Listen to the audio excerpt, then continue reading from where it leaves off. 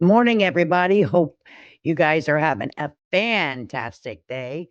I know I am. Woke up feeling good, feeling ready to pick up where we lost. So I want to welcome everybody to the stream. We're going to go through the Black Book. Millions of the documents have moved from the FBI archives into the public eye. At the heart of this is the Little Black Book, a contact list that became a symbol of unvetted power, abuse. As we analyze these entries today, a quick disclaimer: a name appearing in this book is not automatic indictment of a crime, but it is a vital starting point for understanding how this network operated for so damn long. We are here to look at the facts following the evidence and continue the conversation about accountability that survivors have been leading for over 20 years. Please be advised that today's discussion involves sensitive topics, including sexual assault and human trafficking. If you look at the ticker, the number is provided. If you know anyone or if you yourself is struggling in this area.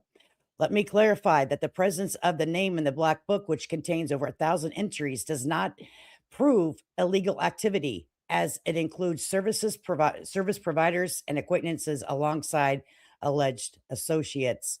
Let's begin. All right, we're going to start with the house manager, also known as the butler, the driver. His name is Alfredo Rodriguez, and he had a black book, a 97-page black book from Jeffrey Epstein's Palm Beach mansion. It contained over 1,500 names of some of the most powerful people in the freaking world. All right, so we're going to jump right into it today because this is it's very interesting. I don't know if you guys have seen it or not, but we're gonna do it. Okay, let's see. Let me say hi to everybody in the chat. It's so good to see you guys. Hopefully, you had a fantastic Easter. Um, I had a very nice Easter. Okay, it got me a chocolate bunny too. If you do partake in Easter, I hope it was exactly what you wanted it to be. So let me go ahead and pull this up.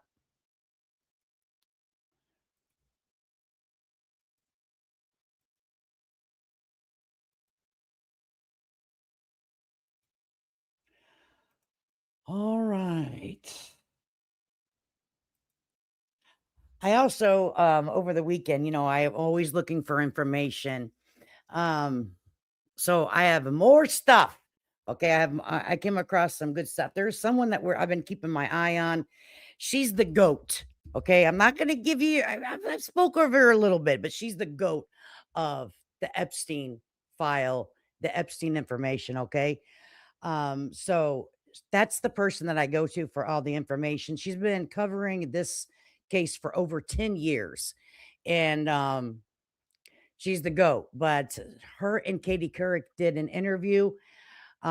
Very interesting information. We're going to cover that too. I saved it in a handy dandy playlist. So I have all kinds of content regarding this. So, and it was about the death of Jeffrey Epstein. And she's done some very good investigative reporting on this. I'm going to tell you what, very eye opening. So, anyways, let's get to the black book today. Okay, this is file EFTA 012444747.mp4. Okay, so we're going to pick up from last time, but I want to make sure that I always get the file so people can verify my information. I am not trying to put out false information. I'm getting my information and verified from the drop of the DOJ files. So please keep that in mind. You can find it, the file number EFTA012444747.mp4. All right, let's go. Make sure the volume's up so everybody can hear it.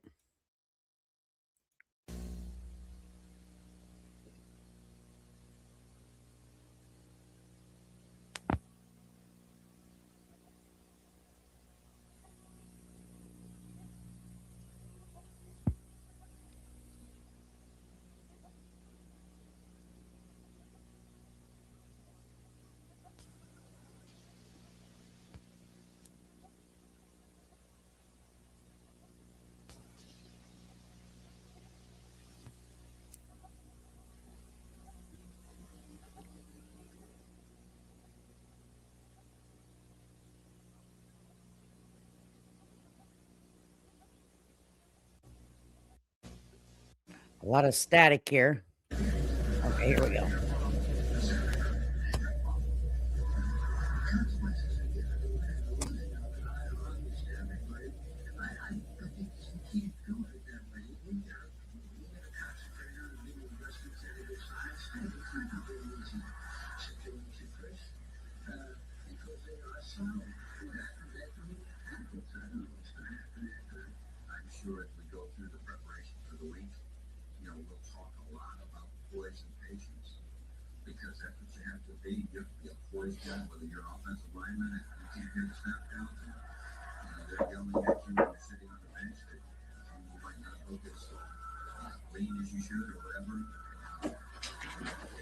Alfredo, how are you? How you doing, buddy? Come on in. How are you? Come on in. Good, good, good.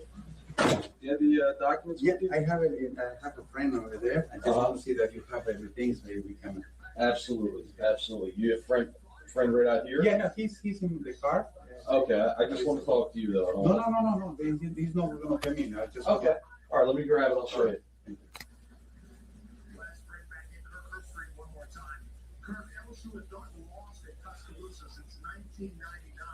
You're a smart man. I don't blame you one bit. You know Brad long time? Yeah, I've done some work on and off with the firm.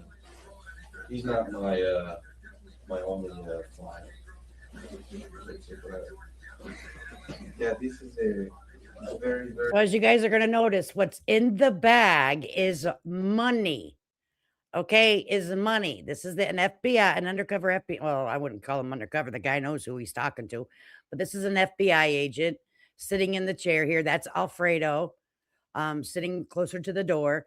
And he's making a deal. He's making a deal for money. And they're getting ready to look at the money in the duffel bag. Like, this is some damn mob shit right here, okay? Sensitive and crucial information that it wouldn't get otherwise.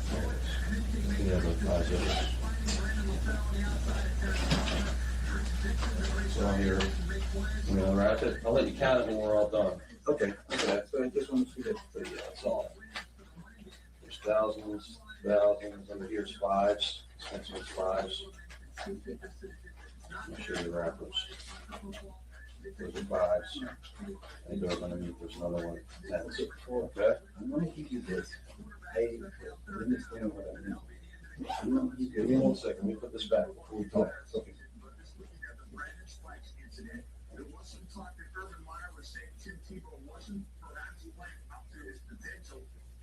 This is because I'm not gonna contact Brad again. Okay? I mean, if he wants to call me, another. Okay. I highlight.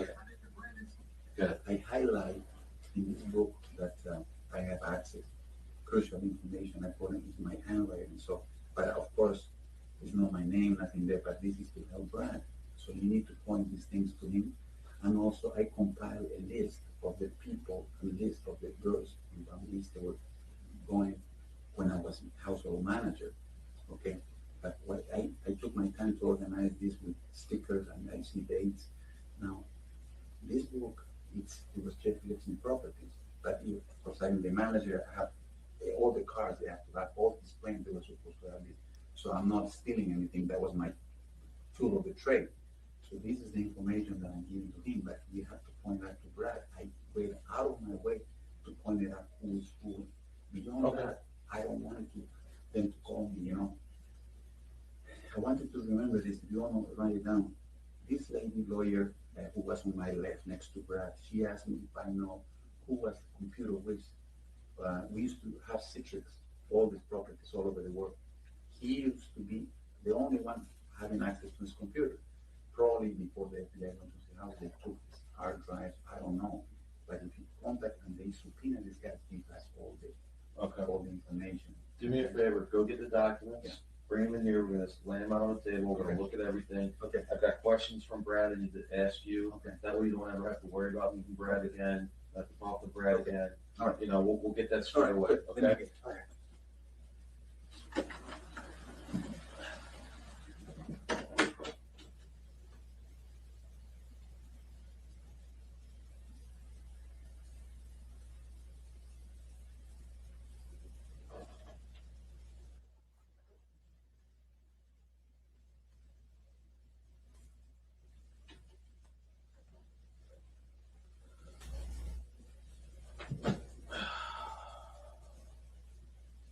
This guy breathes so heavy so much. Like, when I'm like, listen to him, he's like, "Ah." Wonder if he's nervous or something. He's the FBI.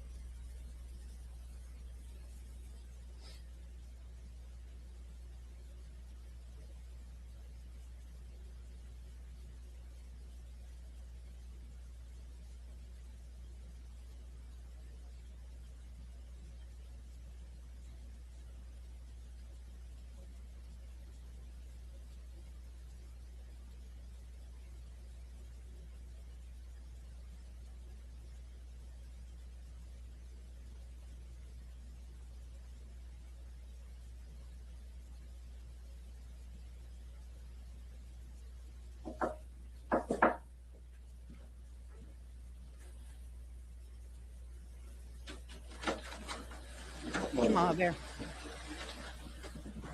Hey, Beezy Bees. This is the real McCoy.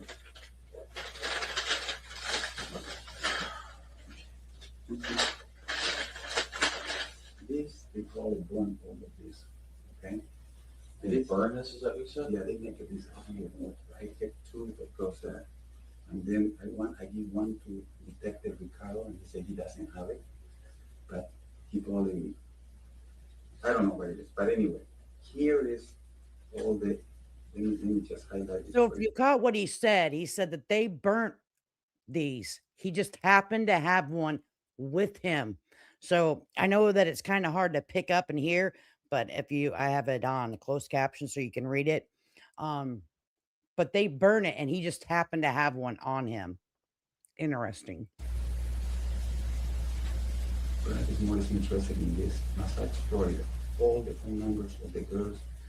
And when I had the subpoena, they had my writing, they went to the garbage to find these records. Some of these girls, of course, they asked me, do you know? I said, no or yes, but here is the evidence of names, last names, area codes, okay? Who created this book? Epstein himself. This book was made by Epstein? All his Mercedes, all his claims, they were supposed to have this.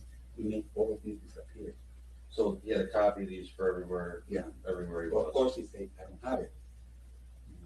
No. Can I show you something? Absolutely. This is I got something here for you, but I'm gonna tell you what is that. If you go one by one, for instance, John Luke, he used to own the Karen Model agencies all over the world. He was the scout to bring in young girls to Epstein. That's what he said, Karen Model bullshit. How do you know that? Because he called me, I said, Alfredo, I have to come up for him. Personally, I would pick him up in the airport. So you would pick up the girls? With him, yes. Okay. All the time. Okay, now. And you knew he was having sex with these girls? No, he was not involved. He will leave this girl. He will, everything will operate a plane. He will back to Paris. No, I'm talking about Epstein. Yeah. You knew Epstein was having sex with these girls, that this guy I didn't see them, but of course, you're an adult. I have two girls, all the Luella and the Gardner, we saw, and we looked the other way because once after he leaves the house, we will find condoms and very rare. But I went through these 2 hours of testimony, you know. Okay. But this is the people that I couldn't say in front of the camera. I know because I have these documents at home. Because this is the agreement that I have with Brad. He doesn't know this. He cannot be tell anybody that whoever give you this, I don't know. Well, where exactly did you find that? This was in my desk. I have let me explain. Epstein owned a house all over Palm Beach, Paris, New York, Sorrel Ranch in New Mexico, the islands. Okay. He provided for my house. My kitchen is 3 times bigger than this, and I have a desk there with this and other books that I have information. But this was supposed to go. I had to call the pilot. I have it there.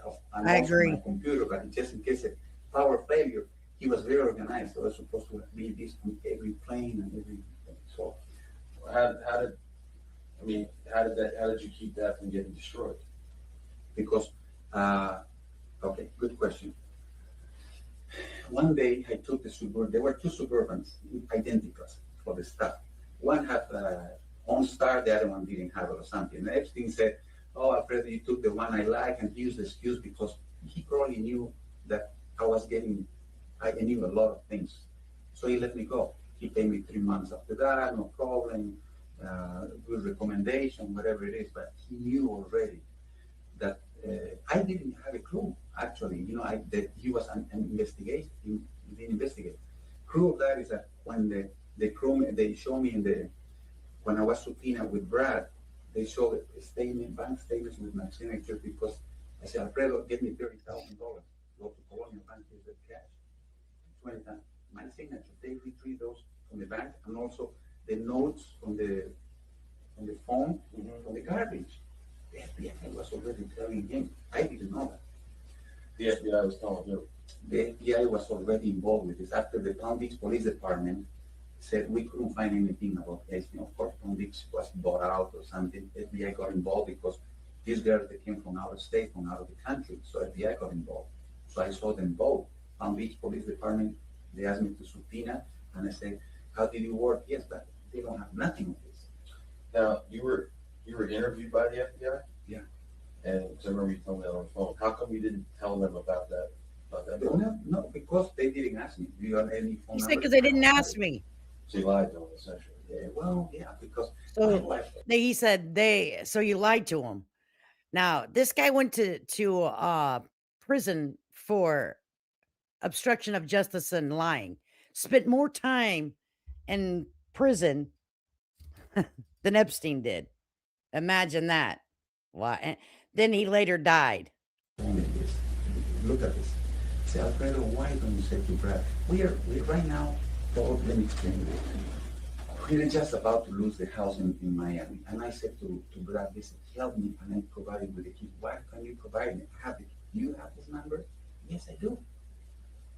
Yes, I do. But help me out, and this is what we can do. The only reason I'm asking these questions is not because I'm curious by any means.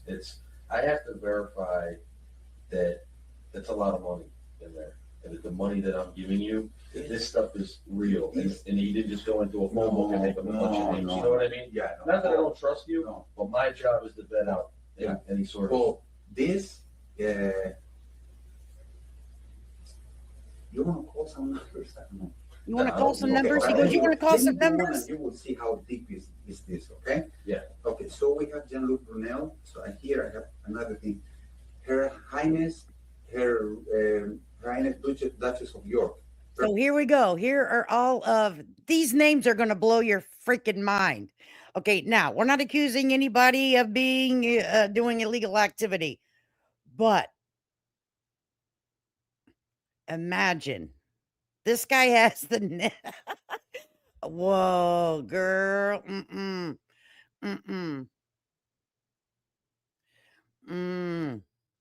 Personal friend of Epstein. Mhm. All the time. It's just in the house.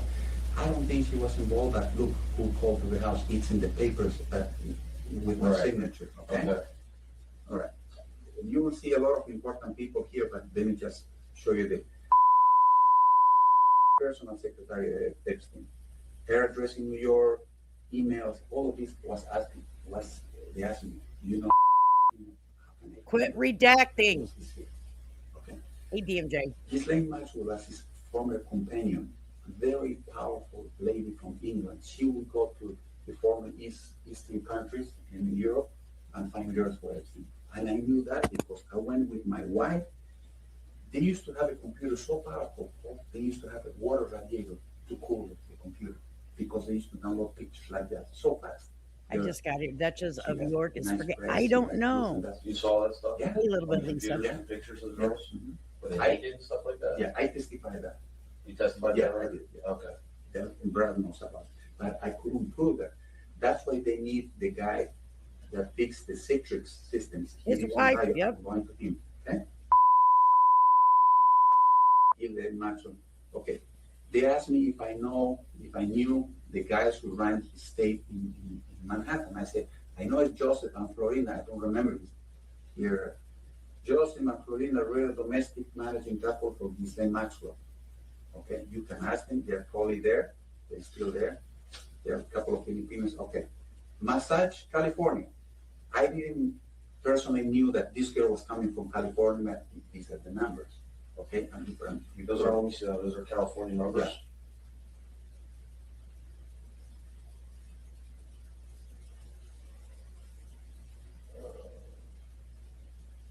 A lot of these are just, No, but of course, but this is, you have to think about this, information is only for Epstein, his associates, very close associates, so those are mostly underage girls, those numbers? They were very young. Let me, you gotta know this, you have to know this. My wife and I, we used to own a small coffee shop, mom and pop operation, and we wanted to buy the property because at that time they were asking $300,000 commercial. So I showed the papers to Mr. Epstein to help me. He said, Mr. Epstein, can you help me? You know anybody that can give me a mortgage? And he said, call this person. Oh, So I called this person. there you beautiful go. girl, Wow. 28 years old. And I said, is Jeffrey in town? Thanks, little bit, Because he was Lisa. very eager to see him. So he, in no time, he showed up in the manager. I didn't want to throw it out. So I escorted to the outside of the house, and we sat in the courtyard, had a drink, and she told me, Alfredo, I'm going to need your social security to run your record.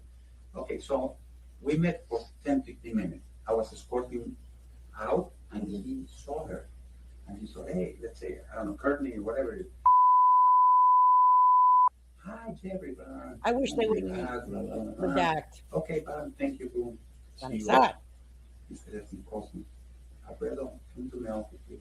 How did you dare to bring her to my house? Mr. Epstein, you gave me the number. Yeah, I didn't tell you. I don't want to see her again. Because after 22 years old and on, he doesn't want any girl.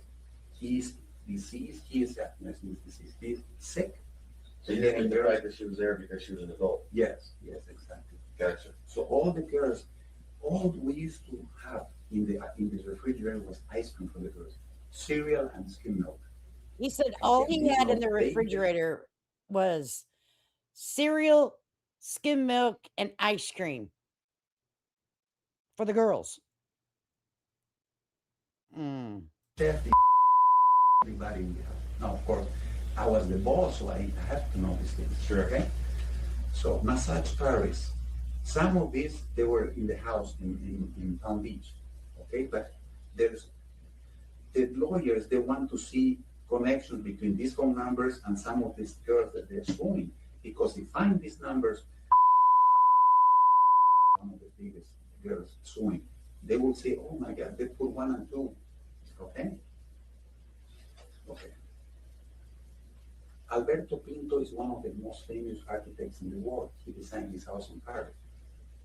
Call me all the time, all his numbers, very important people. Balson Cotrin, he was my colleague, house manager of the property in Paris. They asked me that question in the subpoena. I didn't have it. There it is.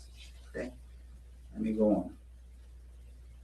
Sorry, I'm kind of nervous. But no, don't be nervous. We're going to take our time and go through this one thing at a time. All right. Another thing Brad wants to know: massage in the island. Little St. James. Private island? Yeah, it's by Google. It's called Little St. James, but he renamed the island Little St. Jeff because of Jeffrey Epstein. Massage Island. I don't know if any of these girls that came. He's got guys on there too, huh? Yeah, but you know. Do you like boys too, or just girls? No, Did he like boys too? Here, but probably in some other places, probably he used male. Okay. Now, in Manhattan, when any of the employees, females or males, were supposed to stay for business, he owned a building, apartment building, empty, only for his models. There it is. I put apartment on this, my handwriting. Okay. For his models, you mean the girls that he... Exactly. Used to stay there, and her friends, and the way he operates is like a young looking, so he would be the young looking, younger girls will be comfortable with versus a 55-year-old guy. Gotcha. So they used to stay in the other apartment with all the amenities. Used to take them and entertainment in the best restaurants, a little, and whatever, Upper East Side, very expensive. Okay? She's the mother of the kid that everybody asks me, who is this kid? There's a girl on the Listen, second floor, she's showing a naked chick, and says, I don't know. remember the picture that we seen when we were looking? He'll explain who it is. Epstein was the grandfather of the how do you say, padrino? Grandfather? No. It's like Godfather? Godfather.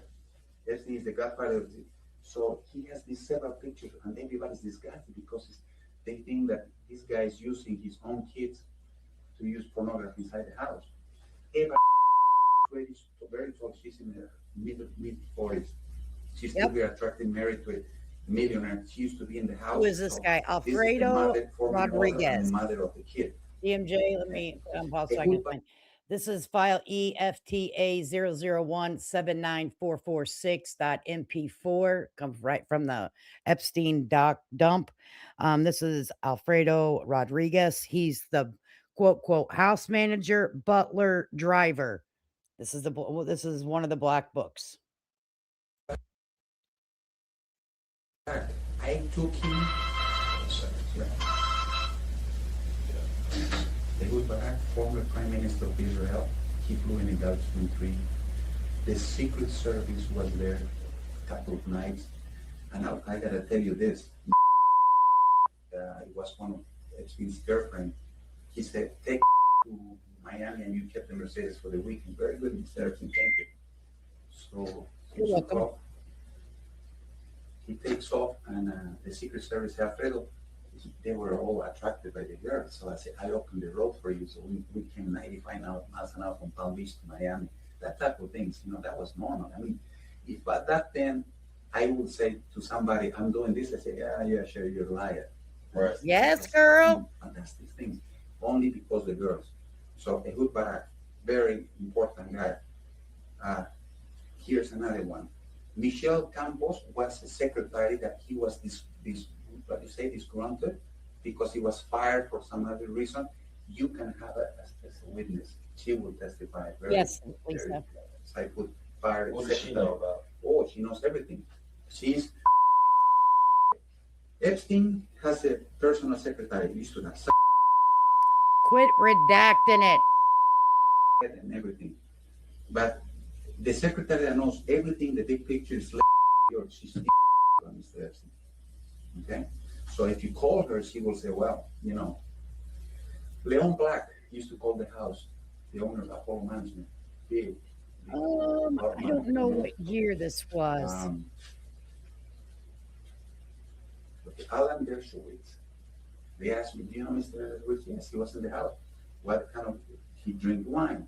Where did he sit? By the pool, with the girl. Do you know our phone numbers? No.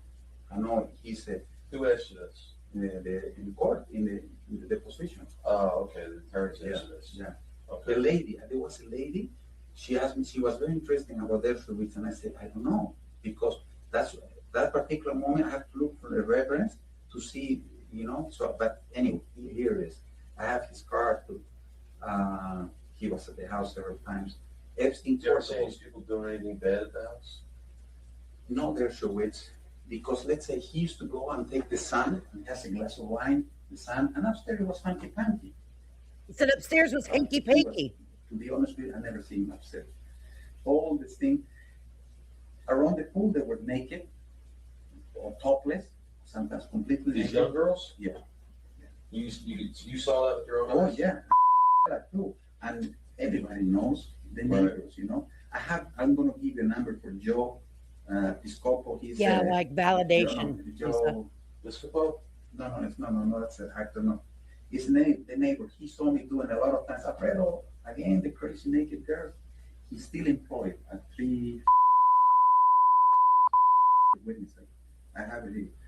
The girl who used to come to the house and clean the pool, she's Alfredo, I'm coming tomorrow. What happened to home naked Alfredo? So it is. Yeah. So, Contemplate, yeah, knowledge. exactly. Now, again, in Palm Beach, he's not the only one doing this, but he was more than that. You Right. know? He said he's not the only one in The Palm Beach stories, doing this. Jeffrey Epstein portables, all the phone numbers, his brother. Okay, Eric Yanni is the lawyer. He used to stay in my house, in the staff house. He was there for fixing problems, sometimes a girl and this and that. Anything that has to do with the law, Eric take care of that. And he came from Connecticut. Do they know about him? And nobody knows. The sound goes out on this. It's not my end. He's a lawyer. It comes back. Exactly, Lisa. It was early on because he's dead. The sound does come back. It's not on my end, it's the actual video. We wrote a very well for him. And okay, he's okay. Cindy Lopez, Karim Models, he works with Jean-Luc, also recruiting. I put the arrows of the phone that I remember, and some are here. They know, I know those numbers when they call to the house. Okay, so it's a good reference there. Okay. Senator George Mitchell, okay, every day he's Epstein is Democrat, so he was asking for money all the time. Now, this is a very important one. Leslie Wexner, he was Jeffrey Epstein's boss. He owns a limited Victoria's Secret, big bucks, Right. 3 times more than Epstein. Wow. And NA Properties in Ohio, I used to call for my insurance, New Albany, Ohio. They asked me about the thing, and I said, I didn't know. There it is, address, phone number.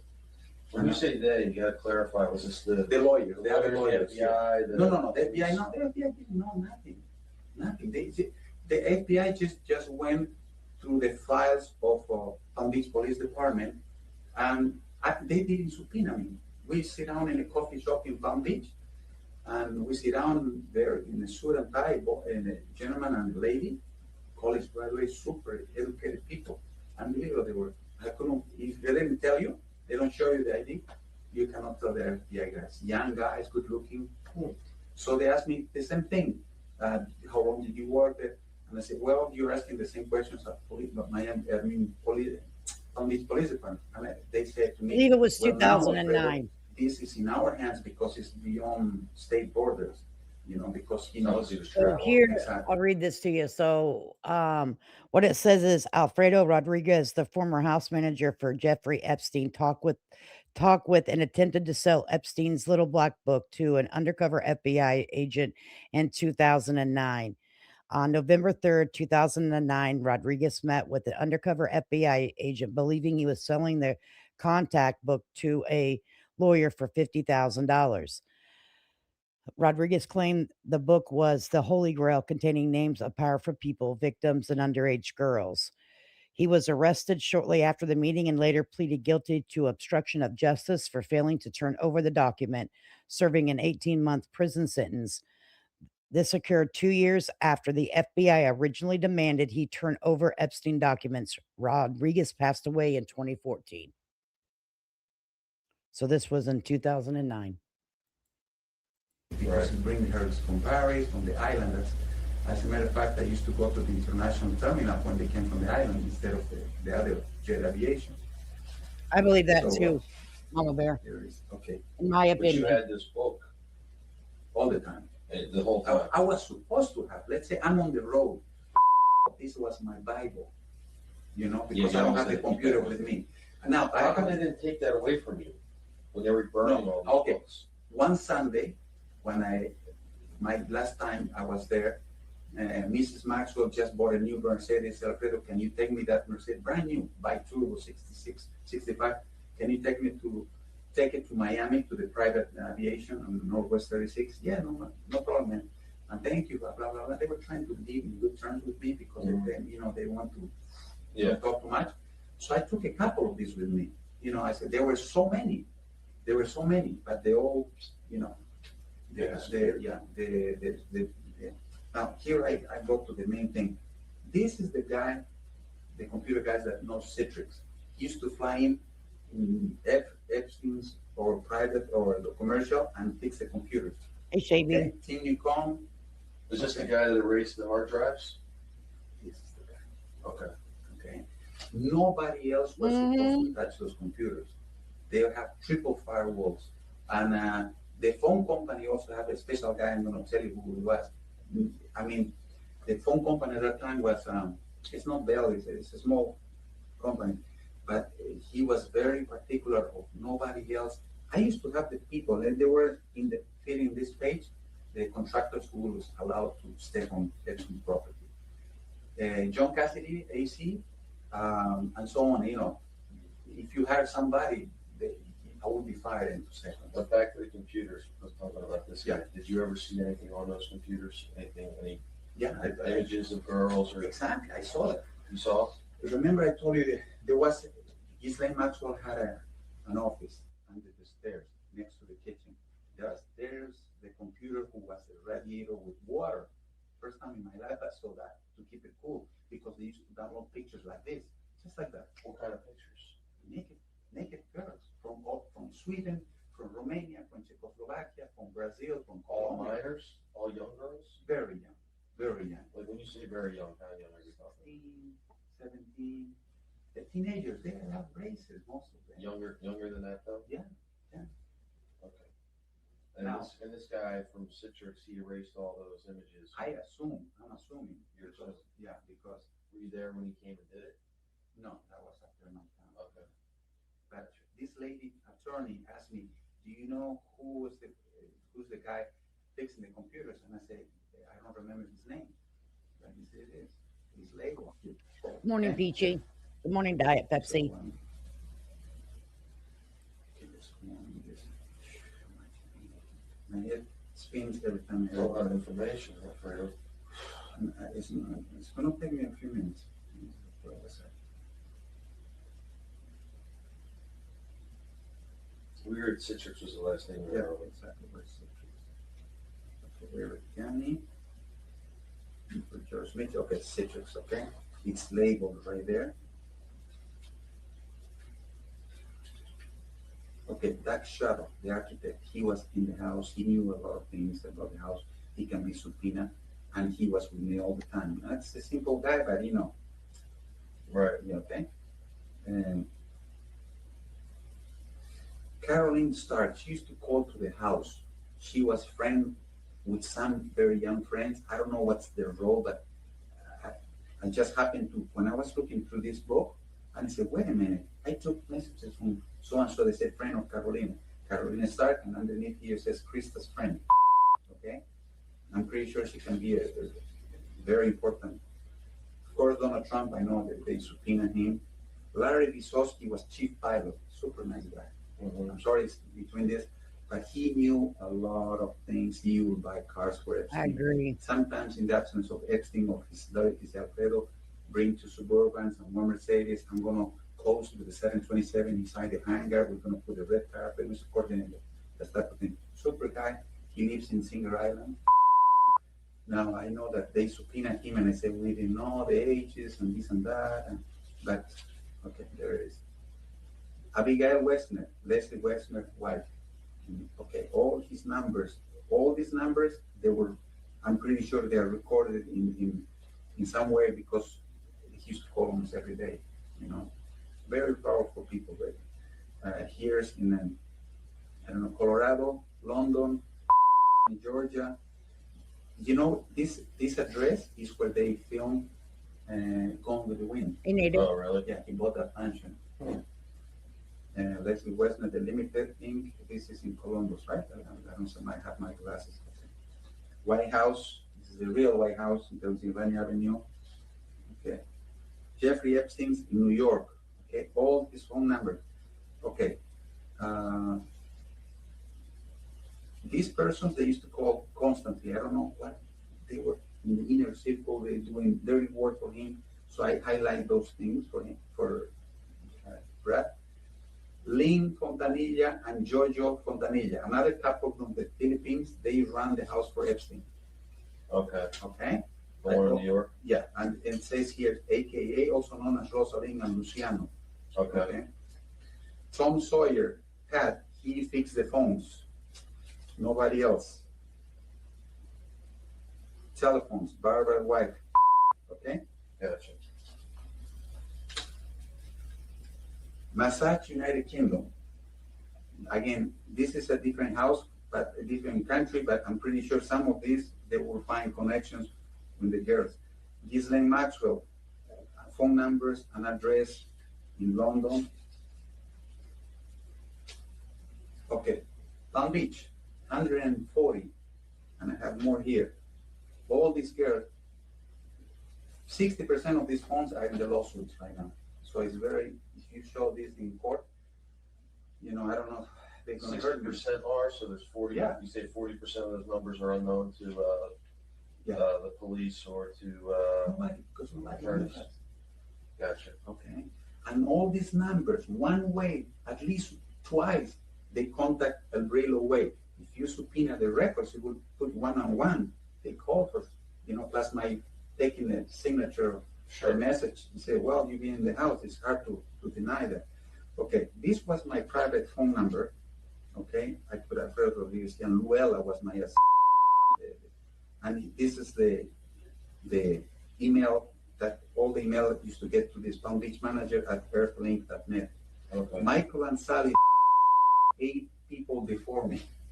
There were a lot of people in and out because it requires a special kind of people to. Mike Pezzulo is the neighbor. He says, El Brillo neighbor. He knows a lot of things. He saw me on the street. We used to talk constantly. He used to come to the house. He flew to the island with Epstein one time to help over there. So, all right. Alan Stopek, landscape architect. He was in the house, but again, critical witness. And whenever we were over there in Palm Beach, whenever I did the live from there, you seen that there are always landscapers around. Okay, like they were doing the lawns beside it, the property and across the street. So, landscapers come twice, so 2 or 3 times a week. Okay. So I can see that happening. Jeffrey Epstein, Sorrel Ranch. This is in New Mexico. This is the biggest ranch in New Mexico. He was related to Bill Richards, governor of New Mexico. Mm-hmm. Okay, so Massage, New Mexico. Those are all girls from New Mexico? These are, all of these. Those are the girls' numbers or these are girls' numbers? No, all of these to here. Okay. This is oh yeah, there's more here. Yeah, you're right. Now, I don't know this because I never interacted with New Mexico. Okay. Right. Okay, Jerome, I used to pay him. He was a gardener. He's a black guy from Haiti. Laid back, but you ask him, he will say the truth. A Christian guy. Okay. What is this? Okay, now this is notes. I wonder if all the people that he's mentioning here, if they've been questioned. Because I'm going to tell you, a lot of the victims that have come forward, they still have not been questioned from the FBI, an attorney, no one has questioned them. So how good is this investigation? So I don't think they've ever been questioned. That I took from my notes, little things that they were attached. Some of this, they were they asked me if I know the Sherry Lynch, Brit. Where did you get these names and numbers from? I used to have loose papers, sometimes notes to myself.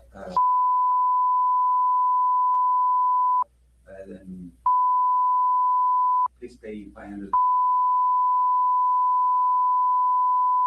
I have all the time cash with me. In the house, we used to have a safe with $30,000-$40,000 at all moment, at all. Okay, the handgun that was to be in Epstein's house when he's in the house, when he flies away, put it back into the safe, and these type of things. I used to handle cash account, checking account, and the credit card for the gas for all the vehicles. Money was like nothing. Alfredo gave me $30,000. Go to the bank and I see the envelope in the trash, but nothing. Unreal. Was that the same thing? Okay, no. This is something this lady attorney asked me. if I know his email addresses, and here they are. Jeffrey at mindspring.com in Palm Beach. Mm-hmm. G Project at yahoo.com in New York. Sorrow Ranch I doubt at it too. AOL.com in New Mexico. Team Newcom, Citrix System Programmer in-house. This is, I Just a put it, computer guy. yeah. Charlie Palmer, he used to be a chef in New York. He used to go to the house and he knew about his, if you subpoena this guy, he knows what's going on in the house. Joe Pagano is a chef also on Aspen, he used to go and cook for him. Now this is another one. Christopher is a French guy, he used to work in jet aviation. And whenever I needed some extra people moving cars, he was always available. He wanted to have my job. So he was much 2-3 years before me, so he knew a lot of things. Gotcha. Okay? Secret Service personnel escorting Mr. Barak Ehud, former Prime Minister of Israel, on jet Epstein plane. I don't know who was the Secret Service, but I'm pretty sure they can say that we were in Palm Beach and such, and not with Epstein. What went on that plane? How's that valuable? Because here, Mr. Epstein says, Mr. Barak, I'll fly you to New York. And some of the girls that came along the way, very private plane. Would be on the plane. Yeah. Okay. So you're thinking about a former head of state. With these young girls. Yeah, and I told this Brad, it's you can bring this guy down at no time. All right. What else? All right. You have? Jean-Luc Brunel, a scout for young females career models. This is a phone number that I don't think is in the book. David Copperfield, a magician, this phone number. What's up with that? He was in the house performing tricks, and if you subpoena him, he will say, well, they were his age or not. I'm pretty sure it's an important witness. Okay. Now, they were not naked when he was there, but I served him dinner, and Yeah. Eva Anderson, former model and mother of the naked picture, is Eva Dubin, that's married to Anderson. Okay, this is the phone number. David Cook, I lost contact with him. He was the chef in Palm Beach. They used to fly with Epstein when I was in Palm Beach, 2004, 2005. Witness, interacted, and chat daily with underage girls. Gotcha. This I can file for Brad. So that's pretty much everything. This is it. All right. I just have a couple questions I need to go over from Brad. Just to reiterate, how'd you know what was going on with the girls? You from you see them naked in the house, or? Well, the activity starts with a phone call. Usually it was the one Alfredo, and there were going to be 3 girls. And Nicole, Joanne, well, I need 2 massage tables. So I said, yeah, it was collapsible. So we used to run, put, and then disappear because everything was supposed to be done, but we are not supposed to be seen in second floor. And when they leave, they used to go out to comedy shops or ice cream parlors or movies, a lot of movies, because it was, Right. they were dating, ice cream and comedy and movies, nothing else in the house. And actually, they went to everybody else cleaning the house. Hilda, I found this is gonna be trick for him.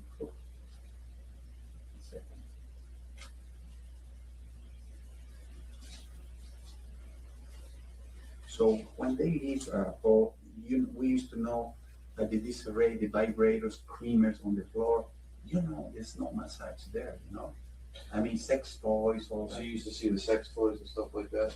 Yeah. Because I read something in some of the police reports that Brad had in the files. You were in charge of cleaning some of these sex toys for him? I get it from these cleaners. What the hell? Francis Pedron. Okay. He was in the house years So ago. here's my question. I know this guy is passed away, rested. Well, I don't even know if I want to say that. But if he knew, I have a problem. Do you guys have a problem with this at all? Like, dude, you knew that these people were underage, these young girls coming in here, then you were cleaning up sex toys. You never thought to call the effing police? No, I'll tell you why, sir, in my opinion. Because you were making money. So you took money over the welfare of of minor girls, of young girls, of children. and your wife, you, all the what the would you okay. Breathe in and breathe out. This is fucking mind-blowing to me. This guy knew it. And he's like, yeah, I cleaned it. Yeah, I seen him. Yeah, I took the messages. Yeah, I hear the numbers. Why didn't you march your happy ass into the local PD and say, hey, I work for this guy? Um, and he here's the information. Why did it take a victim to go turn him? Why didn't it take the people surrounding him? Could you imagine if these, government officials allegedly that were know about this allegedly from information of the DOJ dump, they could have been a fucking hero. That look, listen, and busted the guy a long time ago. Instead, they covered it up, in my opinion. It's crazy. For me. And when Epstein would leave the house, I would call him. He would come with an army of cleaners from top to bottom, and they will find condoms. They will find, this and other people. After having these girls in the house. Okay. I'm sorry. What was your question before? I just have a little list of questions here. Just to correlate with this information that you're giving me, how long ago was it that you were interviewed when you were subpoenaed? When was that? Okay, the first time I was subpoenaed from Palm Beach Police Department, Palm Beach Court, and that was 2006, I think. All right.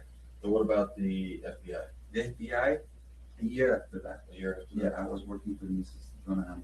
And you told me about the computer that had all the images on it. You said that was downstairs, Downstairs, Mhm. next to the kitchen. next to the kitchen. Yeah, Mrs. And was that- Maxwell's office. Was that password protected? I don't believe so. So you could just go on there and see whatever? I just turn it on, and And Epstein would sit at Yeah. that computer? I'm actually For the love of money, like for real. Like not because he wants to do the right thing here. Let's not exactly little bit of Lisa. Let's not forget. He's not doing this because he's doing the right thing. He's doing this, he's swapping this information for money. For money. Not because he wants to help the victims. It's for money. You're a sick dude. Yes. You know why I went to that computer? It's not because I was trying, did something where I'm not supposed to. We lost power. And my computer was, she didn't want to use me in the staff house. So I went to the main house. I needed to send some information after hurricane or something. So I had a camera, take the camera, download it, and send the camera to Mr. Epstein, wherever it was. So this computer was working. And one day, my wife came to Palm Beach, and I said, "You want to see something?" And the wife knew it too. Oh no. He's telling you're telling on the wife. Okay, you're telling on your wife here. Okay. You want to see something? You want to see something?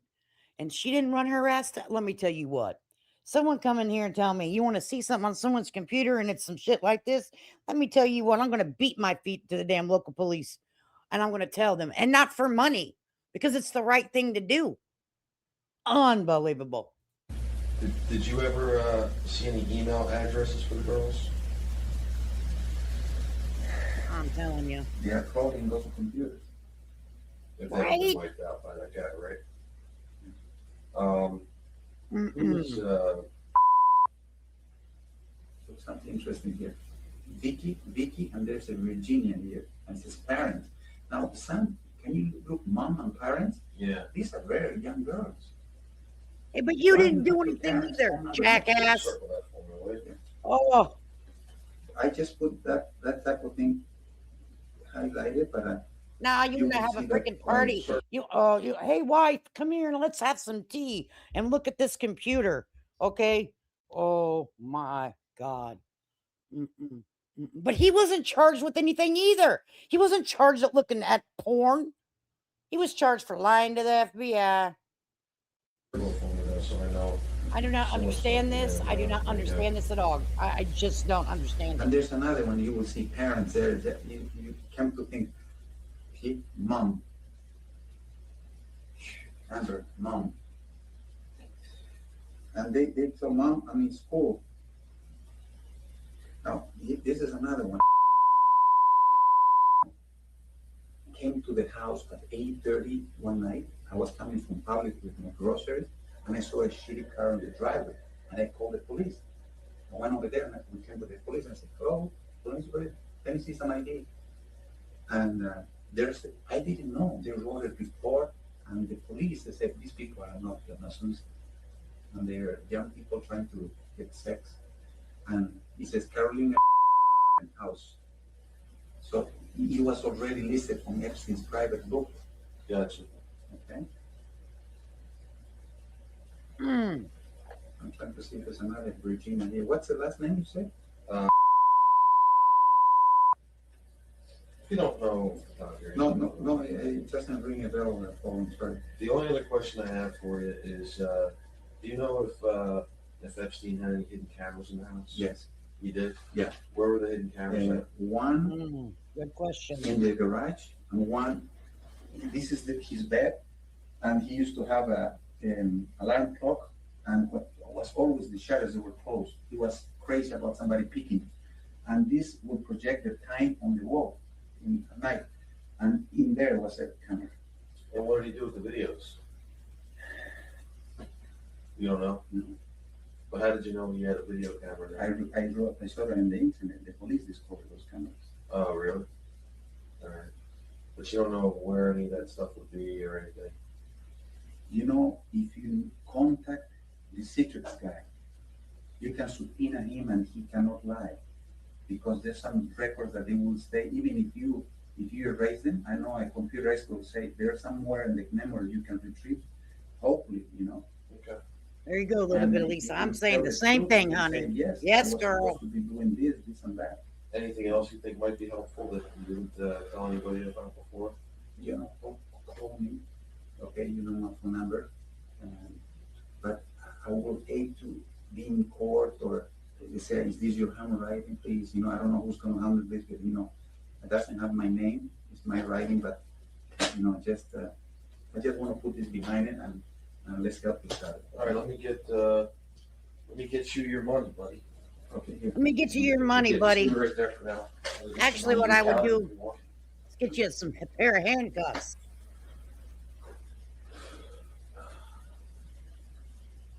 I might as well give you this bag to take with you. You can't walk out of here with this kind of cash. Go ahead and count it. And while you're counting it, I want to call Brad and see if he has any additional questions real quick before I let you go.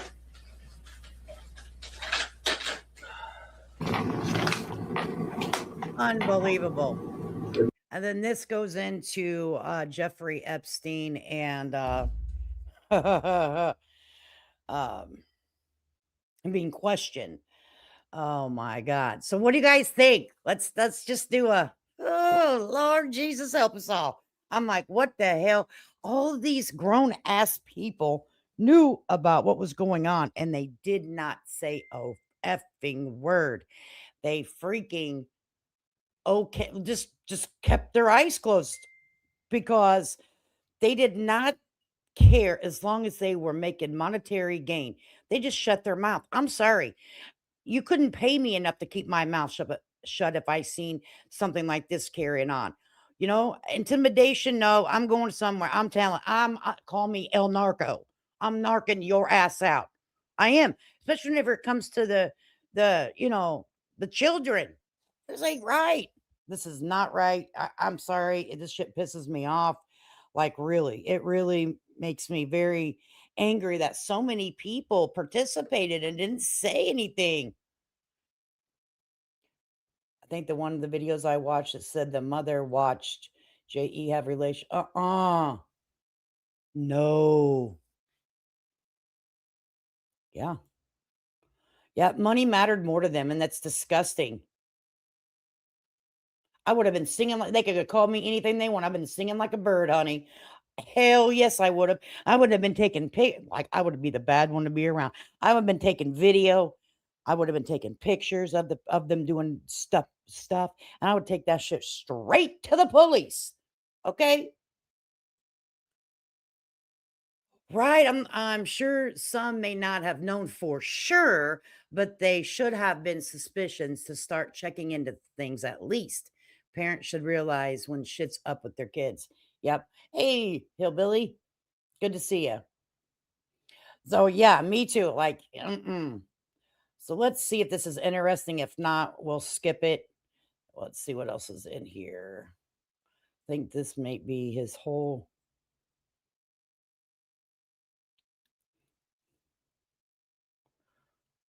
thing. This is, I think, let's listen to a little bit of it. Morning, we're now on the video record. Today is Wednesday, the 17th day of February. He's a smart ass in 2010. this. The time is 11:16 a.m. We're here at U.S. Legal Support. This is February 10th, or I'm sorry, in February 2010. He's a smart ass in this. 444 West Railroad Avenue, West Palm Beach, Florida. This is the videotape deposition of Jeffrey Epstein, taken by the plaintiff in case number 502008CA028051 NBAB. The matter of LN versus Jeffrey Epstein. Yep. Filed with the 15th Judicial Circuit in 4 Palm Beach County, Florida. Court reporter Jerry Becker of U.S. Legal Support. The videographer Joe Rogan of U.S. Legal Support. Would all counsel please take their turns for the record? Brad Edwards on Mr. Jaffe. Mike, Stephen Jaffe. Michael Pike on behalf of Jeffrey Epstein. Please raise your right hand. Do you swear or affirm the testimony you're about to give will be the truth, the whole truth, and nothing but the truth? Yes, ma'am. Can you give us your name? Jeffrey Epstein. Mr. Epstein, you made a comment when you came in the room that you were appreciative of me being respectful to your housekeeper yesterday, and I intend for that to be the same with you today. I want to start by asking you, at this point, we've gone through a lot of discovery in this case. There aren't many disputed facts as to what actually happened at your house. And generally, I think you would agree that No, you devised a me way neither. for young females to come to your house and to engage in varying degrees of sexual activity. Some of the girls as young as 12, some of them as old as 17 or so, most in between. But 12 years old, people. You're hearing this right? You're hearing this right? 12 years old. As young as 12 years old. I want to poke his eyeballs out. as of yet, you haven't provided an explanation. So I want to provide you an opportunity to tell the jury at this time why you did it. Yeah. I'm going to object to confusing, compound, and irrelevant as worded. Why'd you do it, Epstein? But you don't answer. And this is file EFTA 00182656.m4v. If anyone would like to look it up themselves or utilize it, that's the file number. You know, I'd like to answer that question, frankly. However, at this time, my attorneys have told me that I can't, and I must invoke my 5th, 6th, and 14th Amendment rights, or I risk losing their counsel. Accordingly, I therefore assert those rights. Sorry. No, you're And not. in addition to that, I'm going to move to strike counsel's statement as narrative as well. I understand. We wanted to provide him the opportunity if today was going to be the day. Same thing, move to strike narrative. Mr. Epstein, how long have you been sexually attracted to underage minor females? Objection, harassment. Man. Oh, Lord. They're asking the questions. I mean, you know what I'm saying? They're asking the questions. I wish he would answer. I would let him know. Seem argumentative. Are you kidding? No, SOB, we're not kidding. The proof is there. Okay, you're a little freaking freaky freak. Oh, little weird bastard. Okay, in my opinion, from what I viewed, you are you're a bottom barrel feeder. You're disgusting. You're vile. I don't care how much money you have. Money does not make you a good person. I mean, hello. Oh my God. See, I'm going to drag this motherfucker through this. Oh Lord, help me, Jesus. I'm going to go to hell. No, I mean, I don't feel like I'm divulging any secrets here, right? Exactly.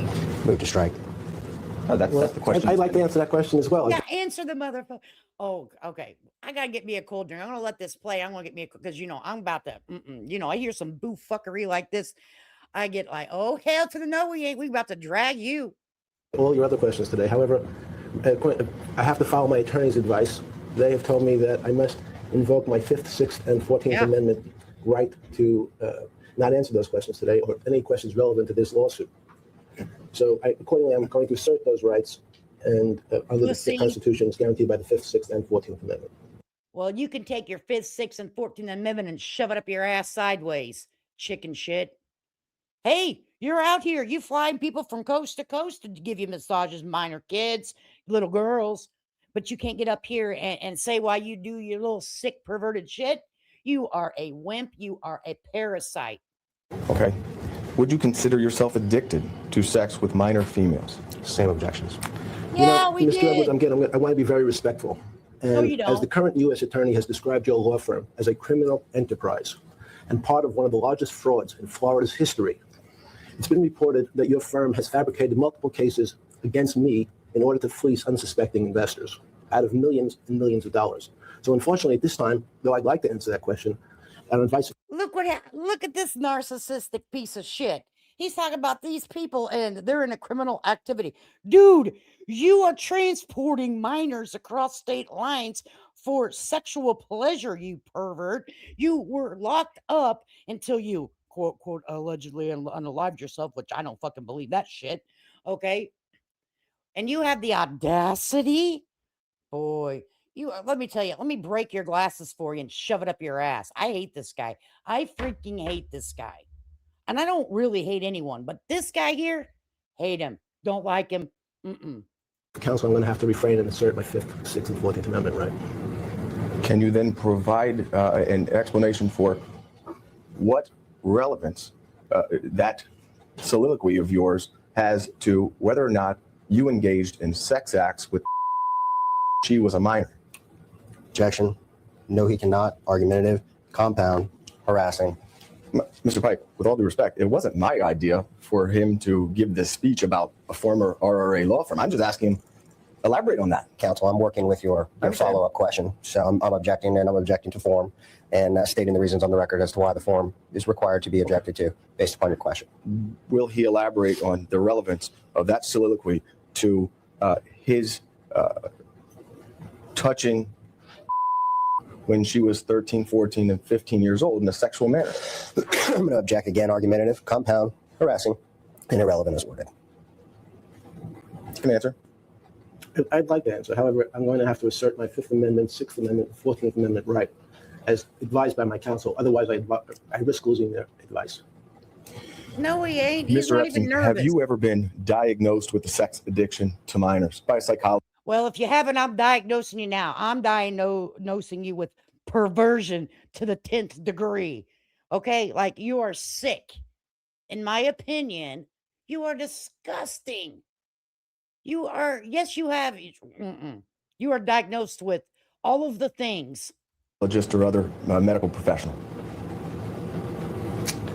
I intend to respond to all your questions at some relevant time. However, today, at the present time, my attorneys have counseled me that I cannot provide answers to any questions relevant to this lawsuit, and I must accept their advice or risk losing my Yeah, just 6th sitting there Amendment like an right to effective arrogant piece of representation. shit. Accordingly, I assert my 5th, 6th, and 14th Amendment rights to the United States Constitution. In addition to that, Mr. Edwards, as the court has ruled in several matters, Mr. Epstein's medical history is not relevant at this time, nor Yeah, has he it put the is. same at issue It in this. absolutely is relevant. It's absolutely relevant. What's wrong with his brain? Most men don't look at children and think that they're attractive in a sexual manner, you weirdos. So yeah, his medical record, and he should have been, clinically evaluated, in my opinion, because something ain't right there. He's got to have something off of his freaking brain, because normal people don't be like, hey, let me go get some girls and have them come over and, get used to massaging me. That's why he did the massages, people. Don't get this shit twisted. He had the girls come for a massage to get them used to his body, okay? To kind of like get them ready, groom them that way. That's what he did. Let's not get this shit confused. He didn't really want a massage. That was the way he got him feeling comfortable, get him close to him, sicko. But no, there's nothing wrong with his mind. He's perfectly okay. Oh, okay. Case. Understood. Mr. Epstein, were you sexually abused as a minor? Again? Were you sexually abused as a minor? I'd like to, again, I'd like to respond to all your, if any questions seem to be Yeah, relevant. you would lie. I would like to respond to any relevant question at this time. However, my attorneys have counseled me that I cannot provide answers to the questions relevant to this lawsuit today. I must accept their advice or risk losing my Sixth Amendment right to effective representation. Accordingly, then, I assert my Fifth, Sixth, and 14th Amendment right to the United States Constitution.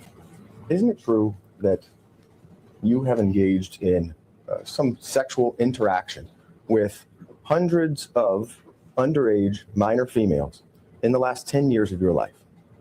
Is that true? Objection, relevance. Mr. Edwards, the current U.S. Attorney has described your law firm as a criminal enterprise and part of the largest fraud in Florida's history. It has been reported that your firm fabricated multiple cases, many multiple cases against me in order to fleece unsuspecting investors out of millions and millions of dollars. Unfortunately, at this time, in response to your question, my attorneys advised me that I must assert my Sixth Amendment, Fifth Amendment, 14th Amendment right. Though I believe you know that I would really like to answer your questions today, but at this moment, I must assert those rights and risk having my attorneys resign.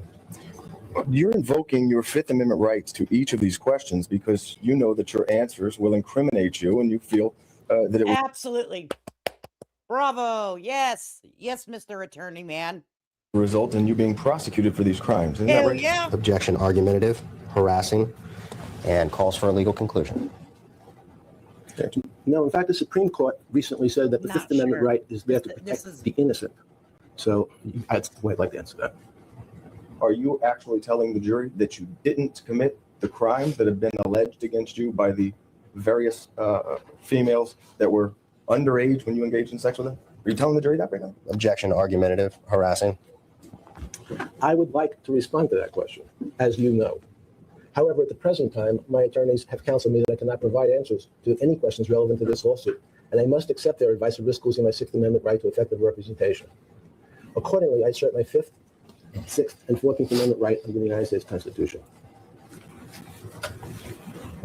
Mr. Epstein, you Guy. understand that this is the video that will be played to the jury in trial against you. And wants answers. The jury is going to want answers. So I know that you're telling us that you're going to respond at some time in the future, but the time is now. Would you like this opportunity to explain why you engaged in sexual activity with beginning when she was 13 years old and you were 50 years old?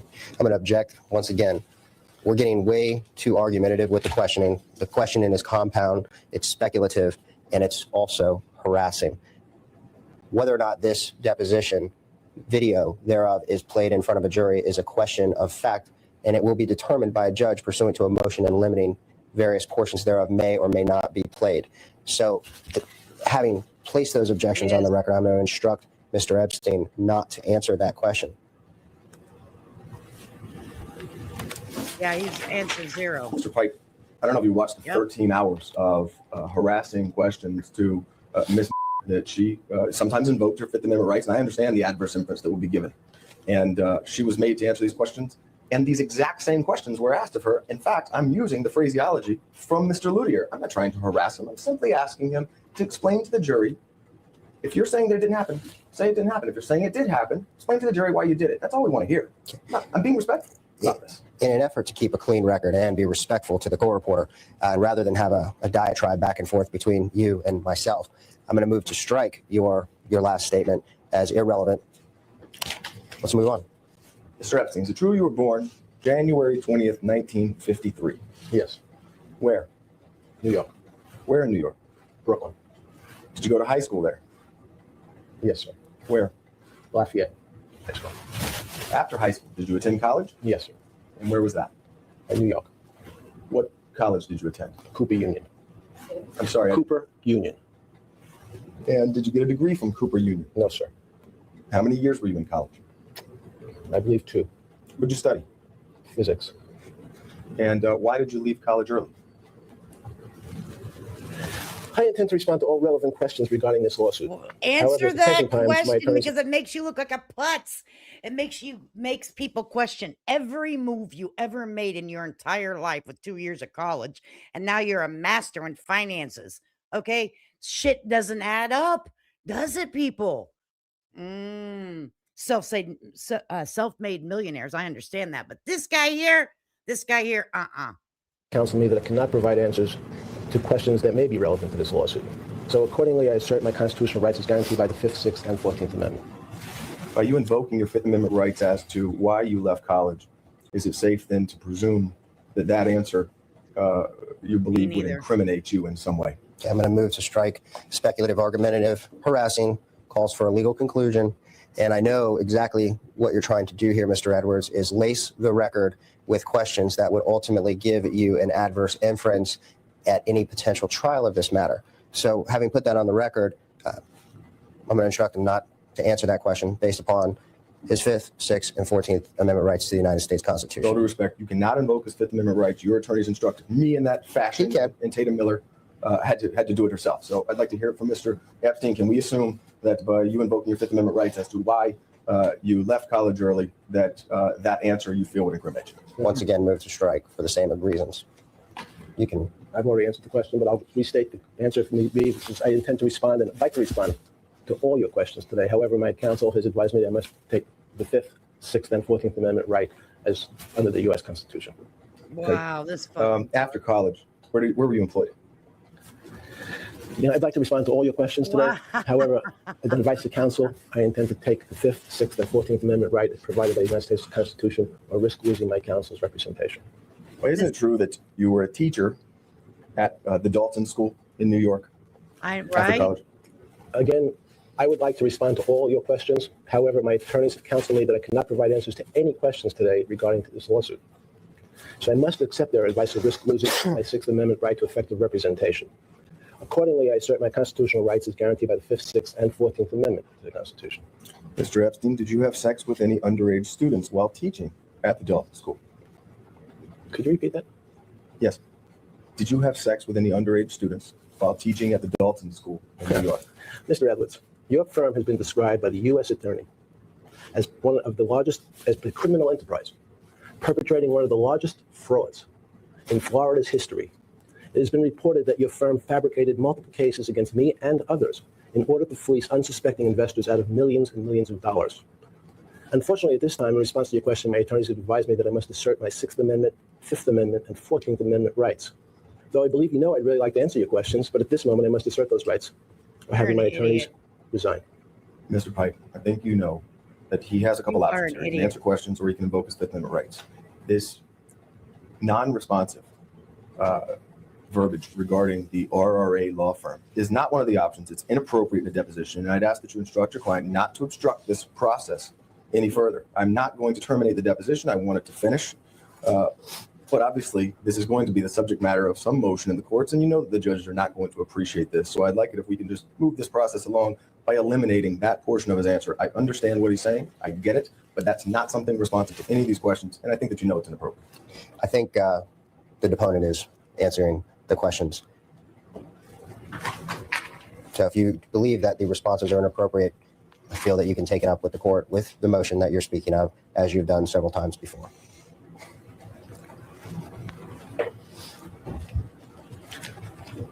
After leaving the Dalton School, is it true that you began working as a money manager at Bear Stearns?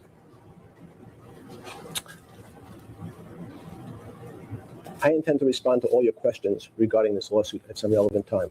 However, at the present time, my attorneys have counseled me that I cannot provide answers to any questions relevant to this lawsuit.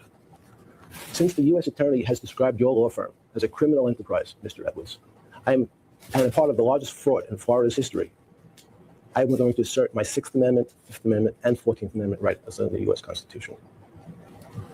This guy here is a freaking joke.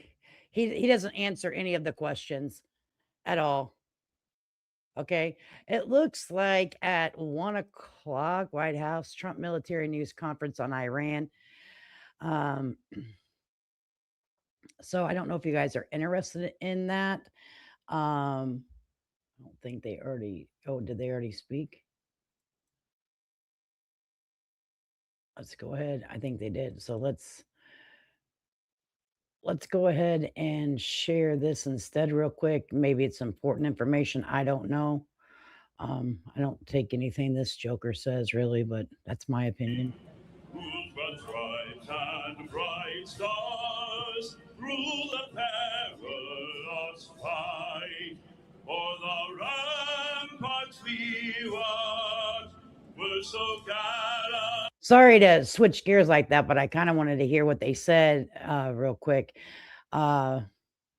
Because I know that there was a missing soldier from a flight or a plane, a jet that went down or something. And I was trying to keep an up on date on it, but I think he speaks, and I don't think it's very long. So let's listen to it. Streaming, and the rockets regular, the bombs bursting in air, gave proof He was. to the night. They got him out. Oh, that's good. Was still there. Oh, say does that star-spangled banner yet wave for the land of the free and the home of the brave.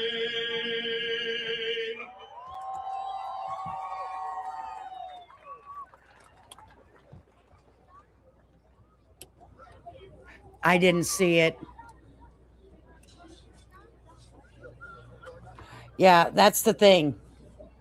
I respect the position. I'm the same way. I respect the position of the president, but I sometimes cannot respect the person in the position, if that makes sense. So I respect the position. That's as far as I'm going to go with it. Does he have a good voice or what? I think we're going to send him to the Met. We'll get a little commission, make a lot of money, because that man can sing. Thank you very much. Not the Oh, I'm going to try to do this. I'm going to try very hard. Okay. I'm just going to put myself on mute. first time we've heard him.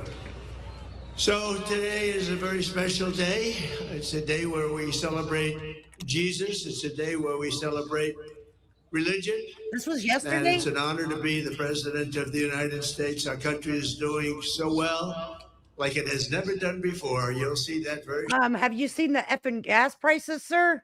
Have you freaking seen the freaking gas prices? It's $4.20 a gallon in most places for 1 gallon of gas. Oh no, this AM. Okay, so I think it's supposed to be one at 1 o'clock, right? I don't know. I'm gonna try. I'll let this play, and then I'll do some clicking around and see. Okay. I can't keep stopping it. I know. I'm sorry, but I have an opinion. shortly, and things that we've done have not been done before. We've broken every record on the stock market. We've broken every record in our military. And what about the rescue that took place yesterday? What about that? So yeah, this was yesterday. Okay, let me try to find it. It's something that you rarely see. You know, they were giving me a briefing about that. And they said normally when you're in very hostile territory, and I don't think it gets much more hostile than Iran, they're capable fighters. They're very tough people. And there are others like that. You don't mind when the enemy is weak, but that enemy is strong. Not so strong like they were about a month ago. I can tell you, in fact, right now, they're not too strong at all, in my opinion, but we're soon going to find out, aren't we? But when a thing like that happens, where a pilot shot down, in most instances, you're really not. So that you guys probably watched that one. We'll jump over here to DeSantis. This is supposed to be live. There's 4,865 people watching over here. So we'll share this. DeSantis, this is the state that I'm in. So I'm kind of curious of this, what he's talking about. Afterwards, and maybe some other things too. As you know, we're working on well, we're not really. We know property tax needs to get done. So we're working to, kind of get with the key people to get that off and running on the ballot, and people it's going to be a lot of excitement for people to be able to vote to protect their homestead from tax. I think that's something that we can do in Florida. A lot of people don't realize, the property tax doesn't go to the state at all. That's not how it's all local. And in 2019, my first year as governor, local governments were taking in about $32 billion. Says, Trump remarks 1 p.m. Eastern Standard Time. So that's in like 20 minutes. So we'll listen to what he's got to say. Lord Jesus, help us all. In property tax revenue for all these different things. Today, it's $60 billion. And the question is, we've had population growth, we've had inflation, obviously. I mean, we've had to put money back in the kitty to fund projects we thought were fully funded years ago. I remember those days. And, and even throwing in some increases here or there, fine. You are not even close to needing 60 billion. And so do you want to keep on that trajectory where the projection is, starting with 2019, they were at 32 billion. By 2031 or 32, it's going to be 84 billion. I mean, really, that's almost a tripling of property tax in a 10 to 15 year period. I think we can do, and people say, oh, well, you can't do property tax. You're not going to have any money. Did we not have public safety or schools and all this in 2019 when they were getting 32 billion? Of course you did. Of course you did. And so you'd be able to do. But I think that a lot of people have been pinched by this, but I don't think people appreciate just how much more these governments are taking in. And here's the thing, our proposal, yeah, you want to tax someone that's got 10 Airbnbs, fine. You're going to tax someone, some guy from Brazil that buys a house in Coconut Grove, man, tax, fine. But our residents that have that homestead property, we think that needs to be sacrosanct. So that's going to be a huge thing. But I don't think you'll find a better state to be in from a taxpayer's perspective if we get that done.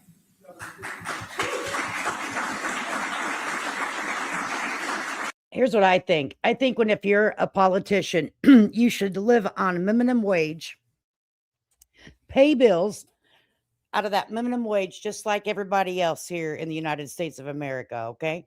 If you really want to know how the people feel, then you need to live like the people, because then you know how tight your asshole gets when you can't pay the gas bill and the electric bill and the water bill all at once. And those are the necessities of life. I'm not even talking about some cable and some internet and some phone.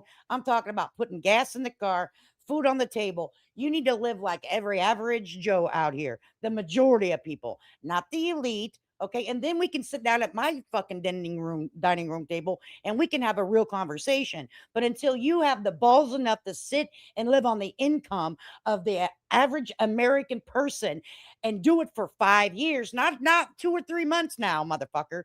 I'm talking years. Then what you have to say to me means absolutely diddly shit, because you're not living in the real world that we live in. And that's my speech for today. Get me started on politics over here. I'll be having to take blood pressure pills. And thank you for clapping at that, people in the crowd.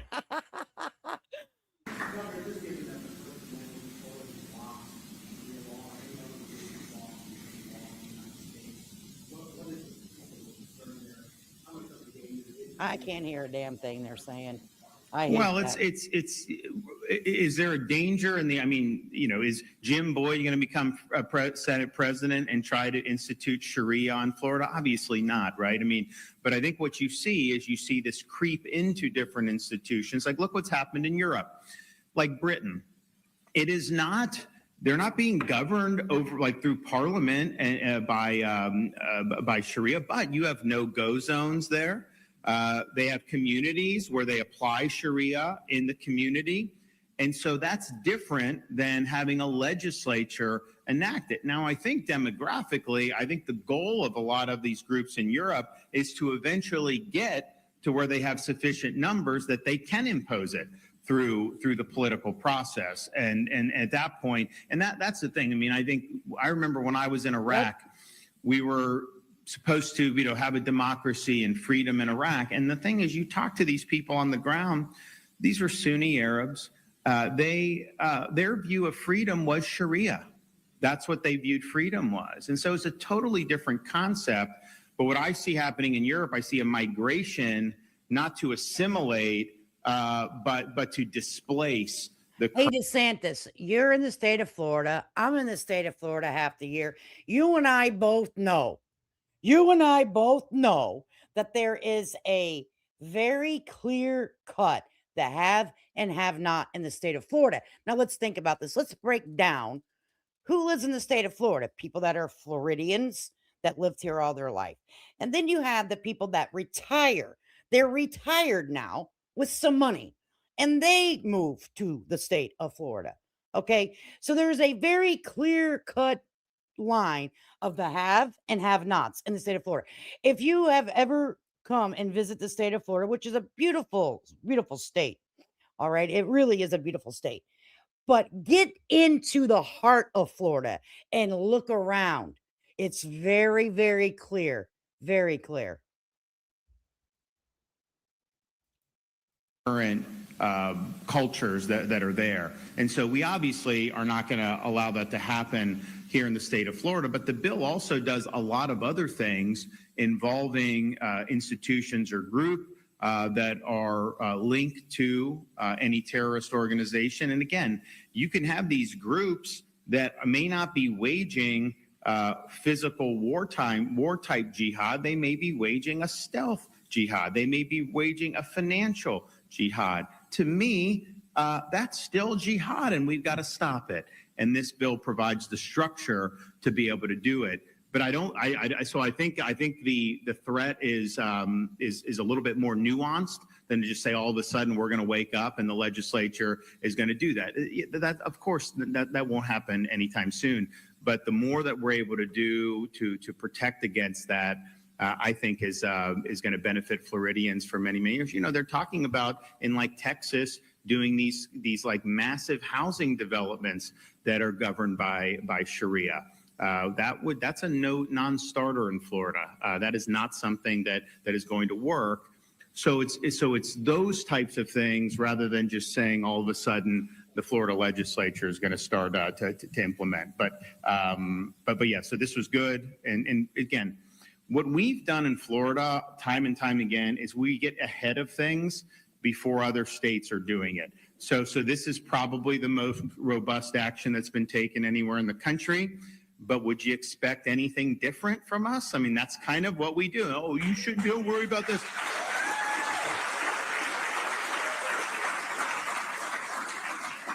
You know, I think it's some of the fights that we've had over the years. I mean, I remember we were fighting against the masks on the school kids. And at the time, oh my gosh, you can't. Now everybody looks back and it was an embarrassment in this country that you had these 5-year-old kids suffocating for 8 hours a day in these masks. They didn't protect them from anything. They did accumulate a lot of germs and probably made it to where they're catching other things. But it's like, you know, so we were so far ahead of that. Now we were ahead against the corporate wokeness. You know, we had the little tussle with Disney, but at the time, these corporations were trying to impose this worldview through now.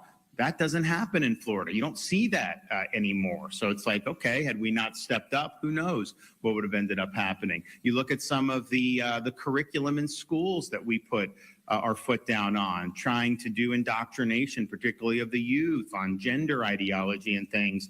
Now you see the tide's turned on that. You know, we got into it when we were very much swimming upstream. So that's just what we do, and we want to make sure that we're doing it in ways that are going to be really meaningful. And look, we're not trying to set the standard for others, but I think the reality is we've typically set the standard for others. Yes, ma'am.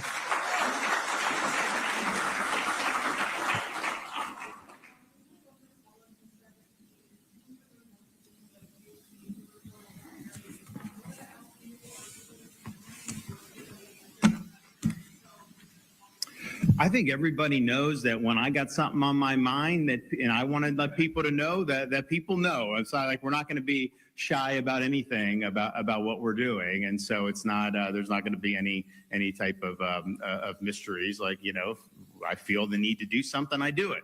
And so you guys can stand by and just watch.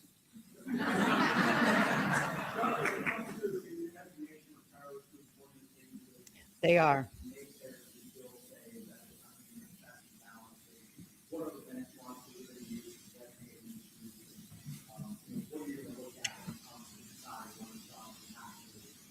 Well, first of all, FDLE is going to do what intelligence and law enforcement agencies have been doing at the federal level for many decades in this country. Now, this is not just flying off the seat of your pants. this is something where we want to make sure that we do not have. You know, I'm the same way. I try to avoid it too because people do not know how to have civilized conversations anymore. It, and that's the thing. That's why I don't put it on my channel much.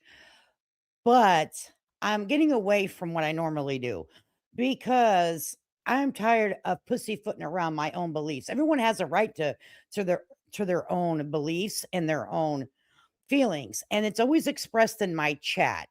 And I am an open chat.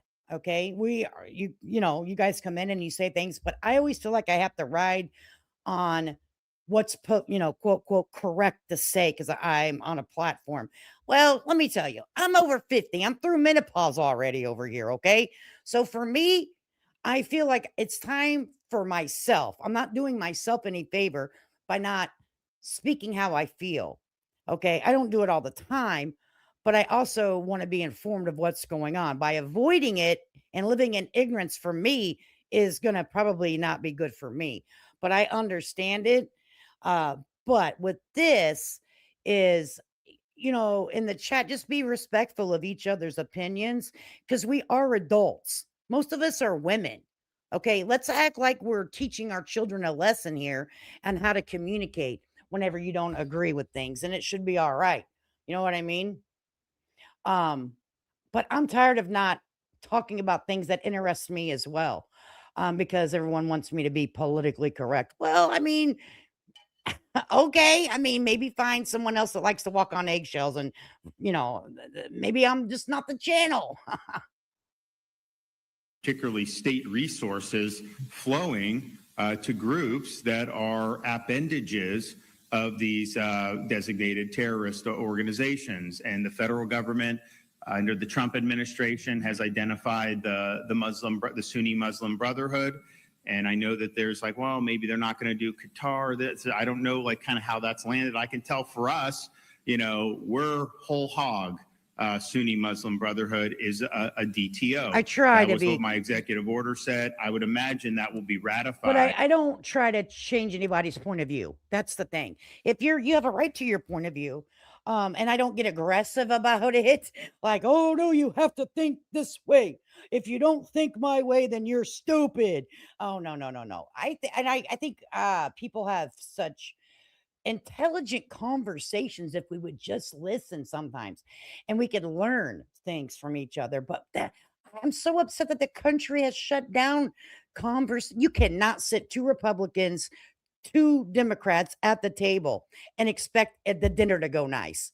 Okay, because they will not converse correctly. Someone's going to throw a fork or something at somebody, all right? Someone's going to throw a hot roll at each other because we have lost the communication skills. Everybody wants to be right. And there's so much gray area in life. I don't think there is 100%. You can't be right about everything. We are human. It's impossible to be right about everything. It just is. When FDLE goes through their analysis, I mean, we weren't just doing this I believe just that to too. do it. This is stuff, there's been a record built up over many, many years. Now, until the feds had said they were going to proceed against the Brotherhood, we didn't want to be in a position where, we were going opposite, because they obviously have insight on different things. But once they acknowledged that this was something that was appropriate, we felt that we had the wherewithal to be able to use our authority to do it. Now you have statutory authority that is going to be added to that, and that's going to make a really, really big difference. So look, I'm happy with this. I want to thank the folks in the legislature for stepping up and getting the job done. We've got more work to do. Obviously, there'll be other bills that'll be signed that I think are going to be very meaningful for this country's future, but then there's also a lot left to do. So I think the month of April should be a pretty eventful month in terms of some of the issues that are still hanging out there. And I think I speak for most of the members, whereas I think they want to get the job done and then they want to put a bow on it and they want to go, back to their families, back to their jobs, and then those are running in cycle. They want to be out there campaigning. I mean, it could be a tough election cycle for Republicans. I mean, obviously we've had some hiccups along the way. And so the question is, do you don't want to have me like dragging you in for 3 or 4 months, or do you just want to get the job done? I know where Jim stands on that and Ben and some, but now's the time to kind of get the job done and move forward. We really showed the country for many, many years how to do bold policy, get it done, deliver results, and I can tick off. I mean, you guys who've come to any of my events have heard me tick off, we've paid off 50% of the state's debt. We have tripled the rainy day fund. We've cut taxes by this. We've done this, and it's great, and all that. But part of it is, there's ways that you govern, right? We have an approach like during the hurricanes where we get the job done in the aftermath. There's different things you have to do. I mean, when we had to do the rescues in the Middle East last summer, we just get the job done, right? And I think similarly, like the legislature for 6 years, get that budget done on time, So that's put a today, bow right? on it, everybody's happy. That could still be the norm. And so hopefully, we see that over the next few weeks, because I think it'll be really meaningful. And in the meantime, Wow. what I'll say is go Rays. Hopefully they beat the Cubs today. See, that's the All problem. right, you were just listening to Governor Ron DeSantis at a press conference where he signed. Here's the deal. If that's what was posted on True Social, I expect more out of the president. Okay, I'm not talking about him particularly. I'm talking about any president. I expect more.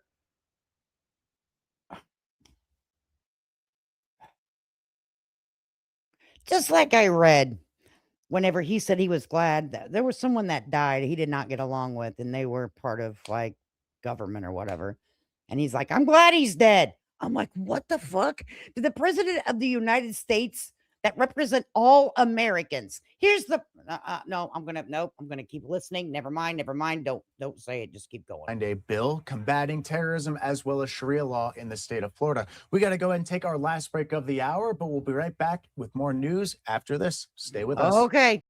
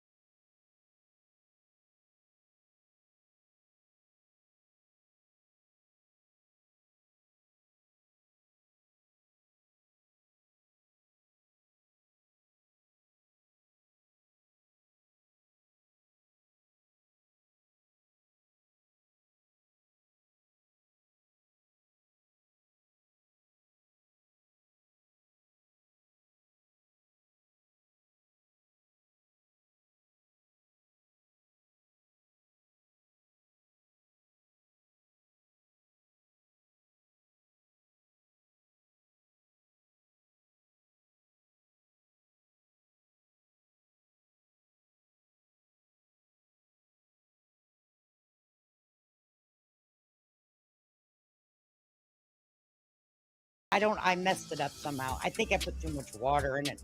I don't know. Oh Lord. So now I got to start all over again, I think. I'm like, what the hell did I do? What the hell did I do wrong? Lord help me. But listen, I never said I was a baker, okay? What do I look like? Betty Crockett over here? But I'm going to get this done. I have enough. I have plenty of starter to start again. But what did I possibly do wrong? I don't know. Broadcast start in just a few What minutes. is this? So just for those next few minutes, you can watch our live coverage on our YouTube stream, our second stream. But we'll be right back here at the top of the hour to kick off Fly By Day. Well, no, we want to watch the president. Why don't we see what he has to say? Let's get up in real time. Okay, we're waiting. I did want to share this live look inside the White House press briefing room, as we are expecting to hear from President Trump shortly about the war in Iran. We're just going to raise the audio just for a moment, as we like to share with you the looks as well as the natural sound. Let's just listen in for now. I messed it up somehow. I would show you, but I'm embarrassed. I'll take a picture and I'll show it next stream, okay? After I figure out what I did. I'm not really embarrassed. I'm just kidding you. But I'll show you guys. I'll take a picture and be like, look.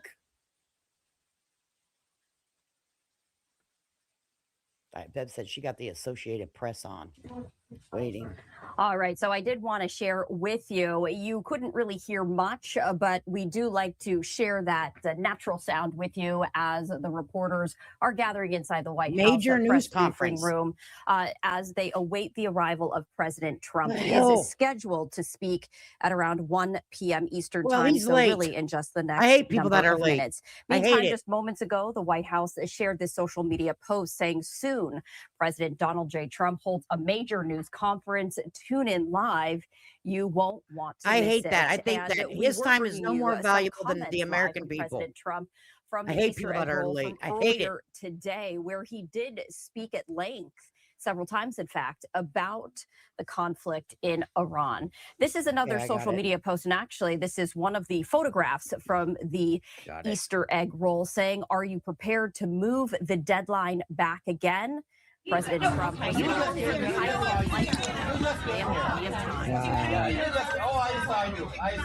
all right. And so that was just some natural sound that bled into this. But this is another social media post from the White House as President Trump further discussed the Iranian regime, saying they're animals and we have to stop them and we can't let them have a nuclear weapon. Very simple. So we are continuing to follow the very latest developments as we are expecting President Trump to arrive in the White House press briefing room.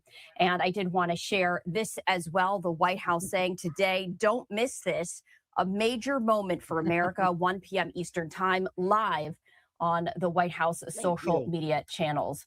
And once again, I did want to share this live look with you from inside the press briefing room as we are expecting the arrival of President Trump as he continues to discuss the very latest in the war in Iran. Meanwhile, the Prime Minister of Israel, Benjamin Netanyahu, sharing this, saying, quote, "Yesterday, I spoke again with my friend, President Trump.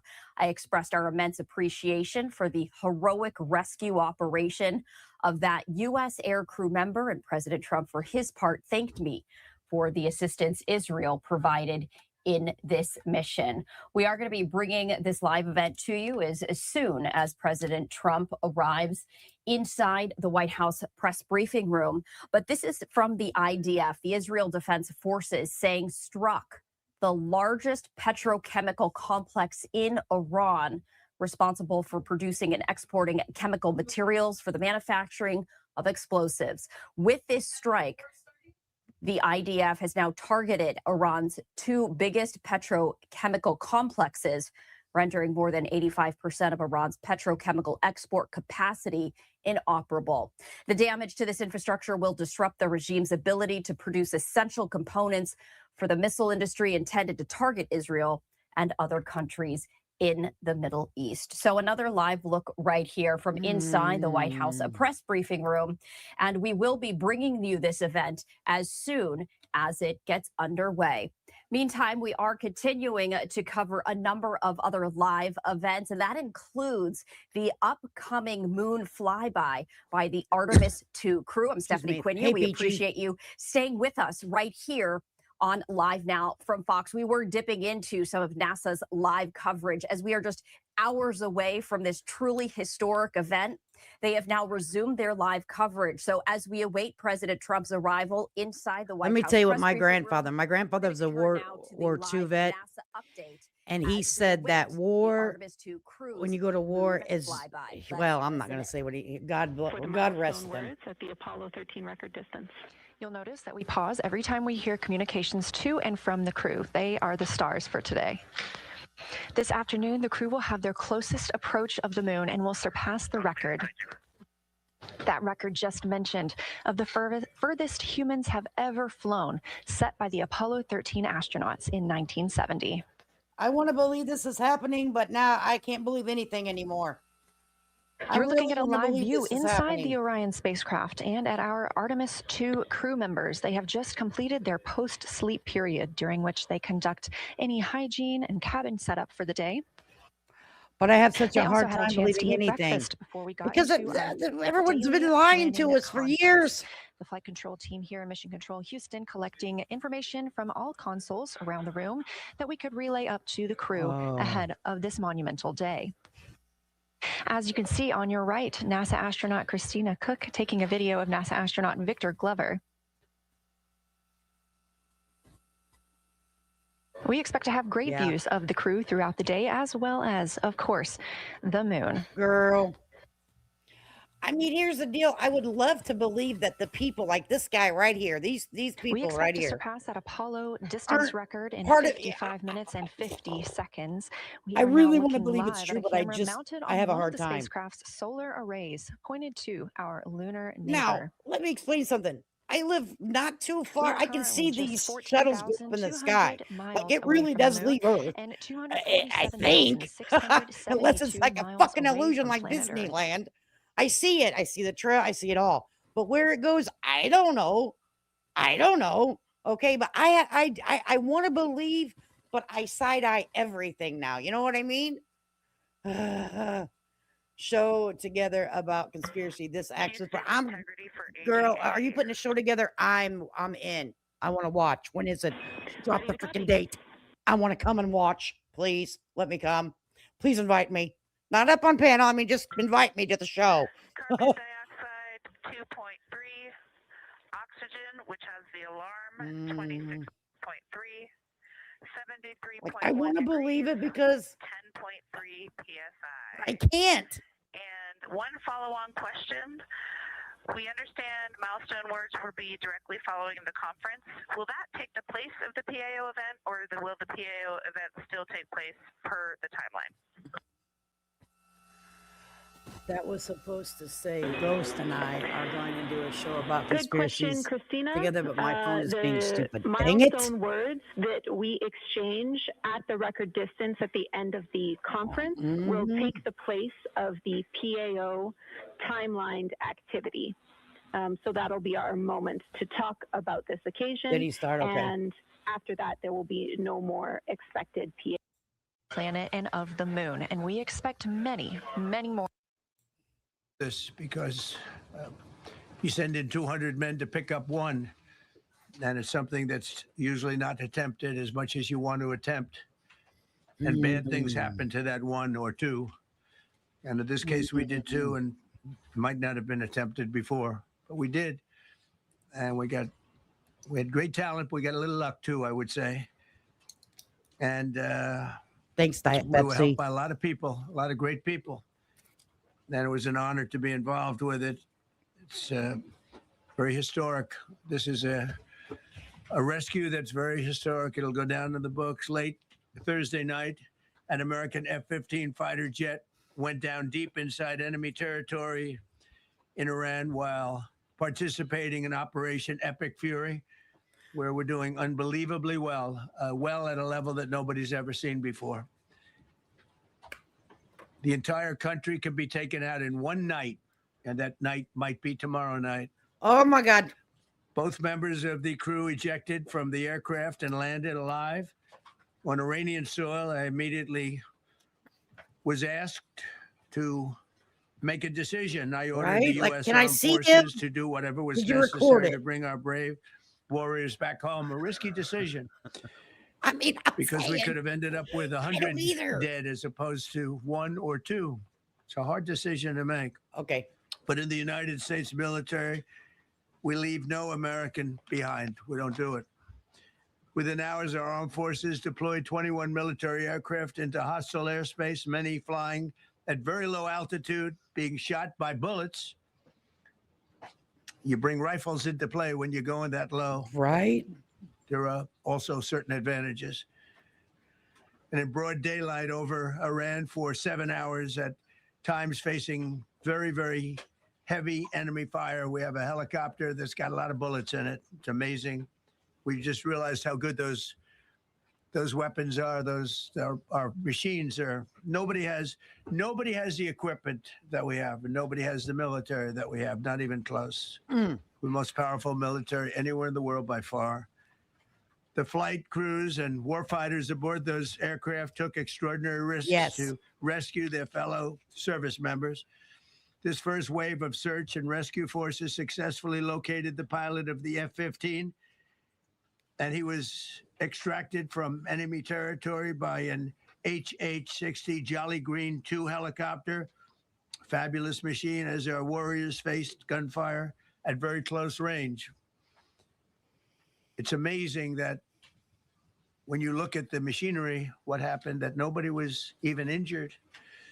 Meanwhile, the second crew member, a weapons system officer, highly respected colonel, had landed a significant distance away from the pilot. When Okay. you're going at those speeds. I'll tell you guys something Even after if you this is go out over. 2 or 3 seconds later, it's miles and miles away because you're going fast. He was injured quite badly and stranded in an area teeming with terrorists from the Islamic Revolutionary Guard Corps rough group, as well as besieged militia and local authorities. Many, on top of everything else, they told the communities actually within inside of Iran, the people of Iran, they were given a tremendous incentive to find this pilot. Despite the peril, the officer followed his training and climbed into the treacherous mountain terrain and started climbing toward a higher altitude, something they were trained to do in order to evade capture. They want to always go as far away from the That's site what I heard too. of the shoot down. You want to go as far away because they all head right to that site. You want to be as far away as you can. And he was injured, and he was an amazing, amazing thing. He scaled cliff faces, bleeding rather profusely, treated his own wounds, and contacted American forces to transmit his location. They have a very sophisticated beeper type Beeper apparatus type. Got us that beepers. is Oh, on Lord them at Jesus. all times. And when they go out on these missions, they make sure they have lots of battery space and they're in good shape. And this one Okay. worked really well. Can we get somebody up here that can at least tell us the story to make it believable? We got a lot of battery space for our. Come on, dude. Like, what the hell? What the hell? Amazingly saved his life. We immediately mobilized a massive operation to retrieve Oh, him Lord, from I cannot. the My head. mountain holdout. And he kept going higher and higher. The mountain kept getting rougher and rougher and really very, very hard to find. The second rescue mission involved Dad. 155 Oh. aircraft, including 4 bombers, 64 fighters, 48 refueling tankers, 13 rescue aircraft, and more. We were bringing them all over, and a lot of it was subterfuge. We wanted to have them think he was in a different location because they had a vast military force out there. Thousands of people were looking. So we wanted them to look in different areas. So we were scattered all over like we were right on top of them. We had 7 different locations where they thought, and they were very confused. They said, well, wait a minute, they've got groups here, they've got groups there. It's an amazing thing. I was listening to these great people, these great generals. General Raisin Kane was amazing, and Pete Hegseth was amazing. But I listened to the whole thing. It was pretty amazing. So they had all these different sites where everybody thought he was located. We think we have him over there because they have 9 planes circling a little area. Yeah. That's 25 miles down the coast. So in a breathtaking show of skill and precision, lethality and force, America's military descended on the area, the real area, engaged the enemy, rescued Yeah, they the have stranded great officer, chicken. destroyed all threats, and Just saying. exited Iranian territory while taking no casualties of any kind. The heroic F-15 weapons system officer had evaded capture on the ground in Iran for almost 48 hours. That's a long time when you're in tough shape and when you're bleeding. It's a long time.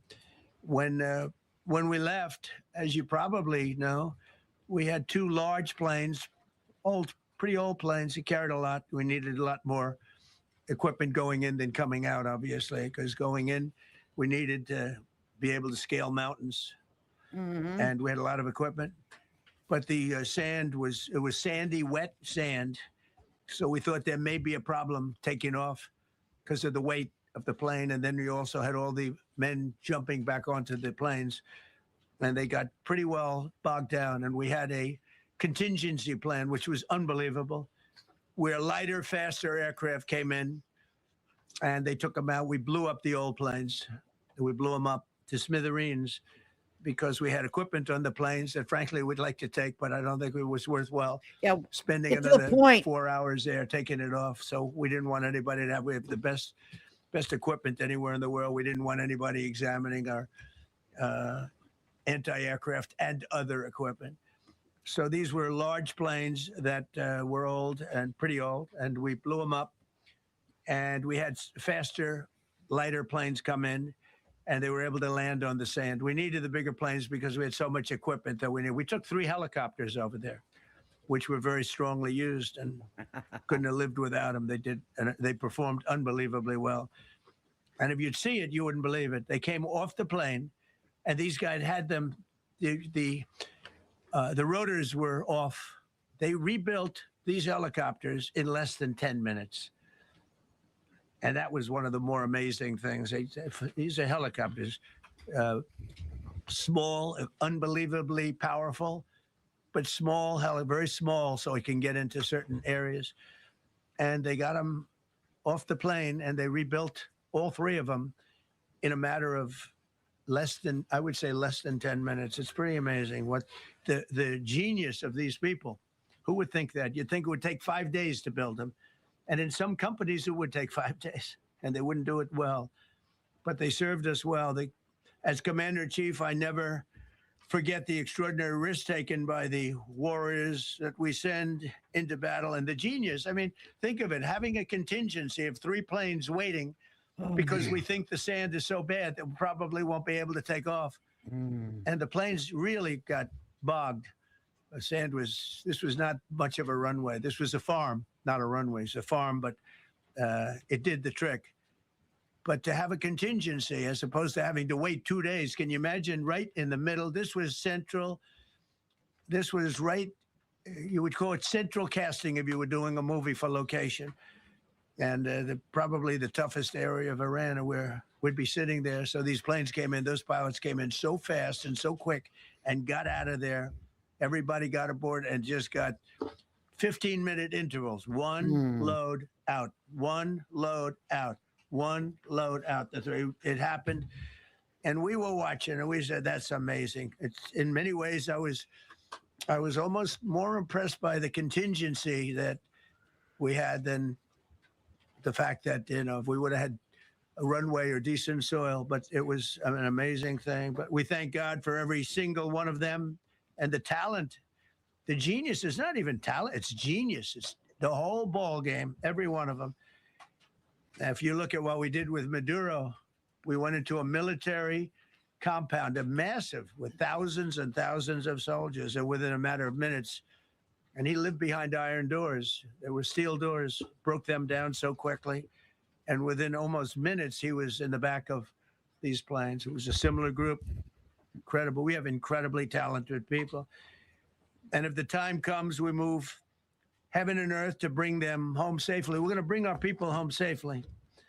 I want to thank every member of the U.S. Armed Forces involved in these historic operations. They really were historic. It's just not something that's done. And you'd understand it. Not that they don't want to do it, but when you're going into areas, when you look at these helicopters, when you look at the amount of bullets and everything else that they took, when you go into these areas, you don't come out like we came out. God was watching us, I tell you. Well, it was the Easter. We were in an Easter territory, I guess. Don't you do but that God now. was watching us. Amazing. Listen. Don't do that. Don't do that. Look at the machinery. They took damage. It tells you, first thing I said is, these are unbelievable machines, how they flew back and not even much of a problem. But these 2 extraordinary rescues, because it was 2, and as you probably know, we didn't talk about the first one for an hour. And then somebody leaked something, which we'll hopefully find that leaker. We're looking very hard to find that leaker. And talked about there's somebody missing. They basically said that we have one and there's somebody missing. Well, they didn't know there was somebody missing until this leaker gave the information.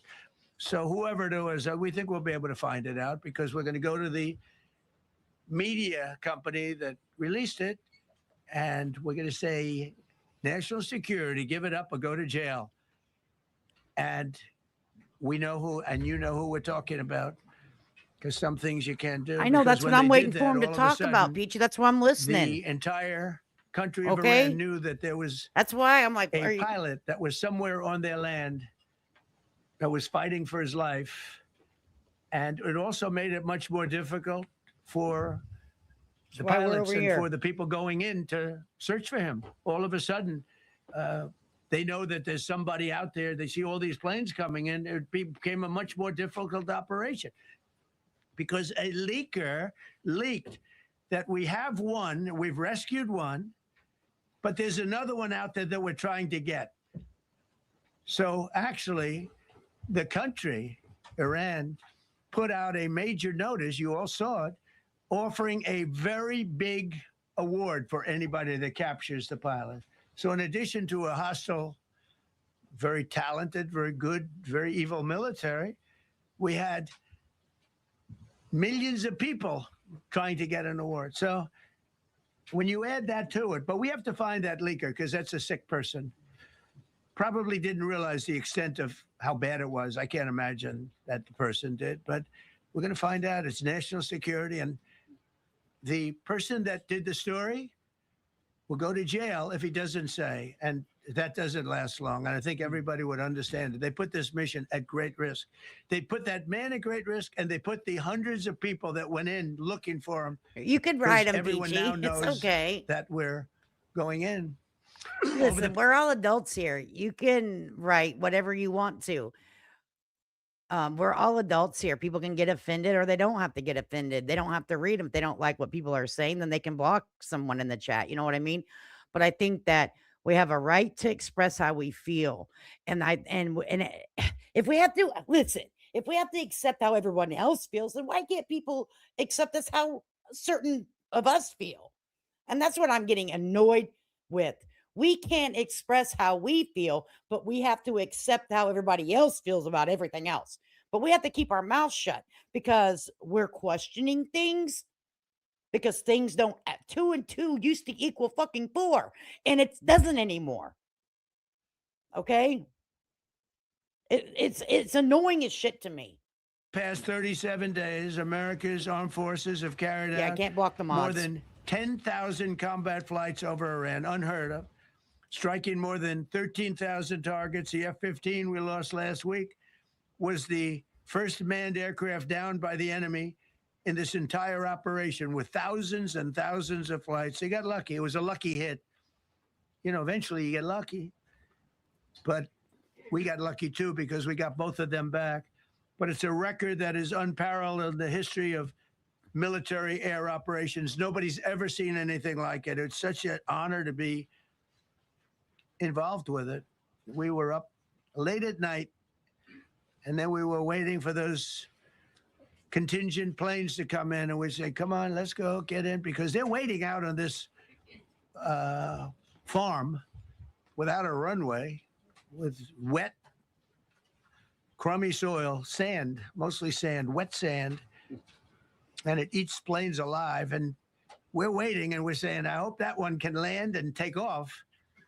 And they came in like magic. Boom, boom, boom, one after another. Well, it was like genius. Never mind. So impressed by that. You don't know very many of the. We said, boy, if they don't get in and get up fast, we're sitting in them. And that's called Iran Prime, right, General? That's where the whole bet is. And here we are sitting there waiting for a plane. But they came in so fast and so hard, and these guys knew exactly what to do. Let's go. Come on, get in. Let's go. Bwah. They came one right after another. Not at the same time. Sunnyside for real. They don't Like, wanna get come at the on same with it, time. They had to dude. come right after each other. They didn't have any room. There was barely any room to land. Tiny little patch of very wet earth and sand. Yep, I agree. So I'm so proud of the people that I have standing up here with me and many others that worked. I mean, so many. Steve Witkoff's over Yeah, here. let's He's do doing that. fantastically. Jared Kushner.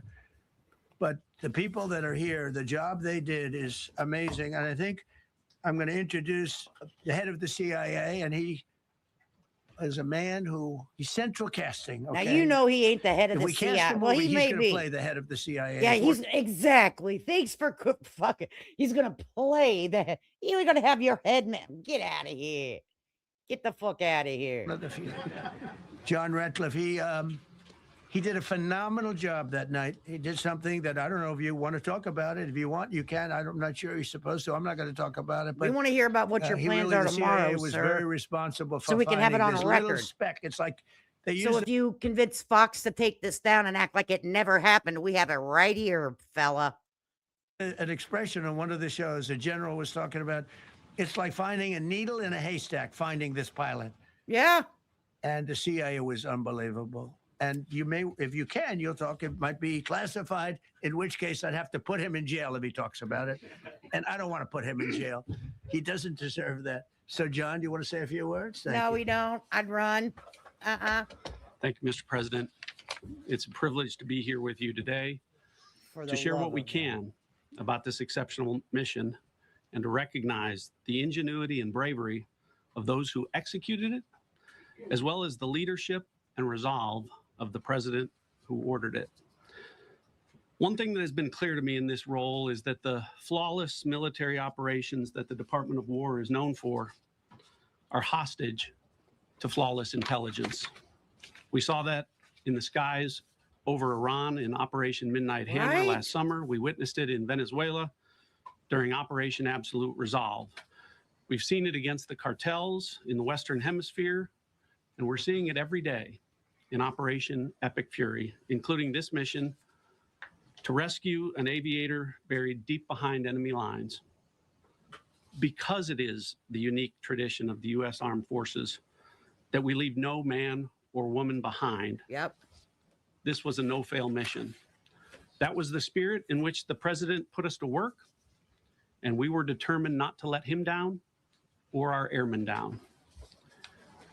As an agency, the CIA possesses unique capabilities that only the president can deploy. Some of these capabilities fall under covert action authorities. And because covert means exactly that, I'm not going to be able to tell you everything that you want to know.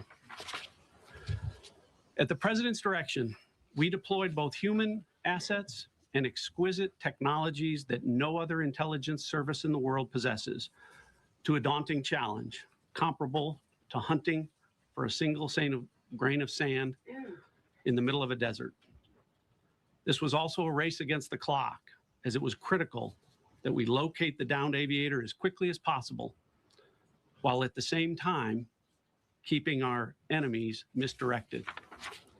For that reason, in addition to the human and technical assets deployed by the president to find our airmen, CIA executed a deception campaign to confuse the Iranians who were desperately hunting for our airmen. On Saturday morning, we achieved our primary objective by finding and providing confirmation that one of America's best and bravest was alive and concealed in a mountain crevice, still invisible to the enemy, but not to the CIA. Yeah, they haven't That showed him. confirmation was relayed by Secretary Hegseth to the president, and the operation quickly moved to the execution phase. Following the successful exfiltration on Saturday night, our intelligence reflects that the Iranians were embarrassed and ultimately humiliated by the success of this audacious rescue mission. When the president asked me to lead the CIA, Something. he made it clear: get back to basics, no politics, no agendas, tackle the hardest problems, and execute the toughest missions. This president is about results. And now that's what his CIA is about too. The professionals at the agency and at the Department of War deserve immense credit for their flawless execution during this daring mission. Their skill, creativity, and courage are unmatched on the battlefield wherever they step. But none of that matters. And all of that is wasted without a president with the political courage to put them into action. Mr. President, I've had the privilege of seeing you act with political courage in the best interest of the United States up close on a daily basis. And I'm grateful that this successful mission has given the American people a window into that as well. The Secretary and Chairman will tell you that our service members' confidence is boosted by a Commander-in-Chief who has their back the same way they have yours. And I know that the confidence of CIA's officers is boosted by the knowledge that their work is informing a president who's not afraid to make the hardest decisions when the stakes are highest. And to the American people, your confidence should be boosted by knowing that the security of the nation is in the hands of a president who's willing to take on problems that have confounded both sides of the political aisle for nearly half a century. It is an honor to serve under a leader who just proved that you can believe him when he says, no matter what, we will leave no one behind. We will come for you. Thank you.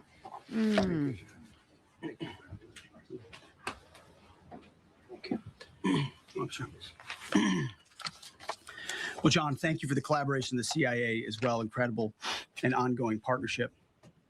Ladies and gentlemen, fellow Americans, and especially the brave warriors in our armed forces, over this Easter weekend, the United States military has once again proved why we possess the greatest fighting force the world has ever known.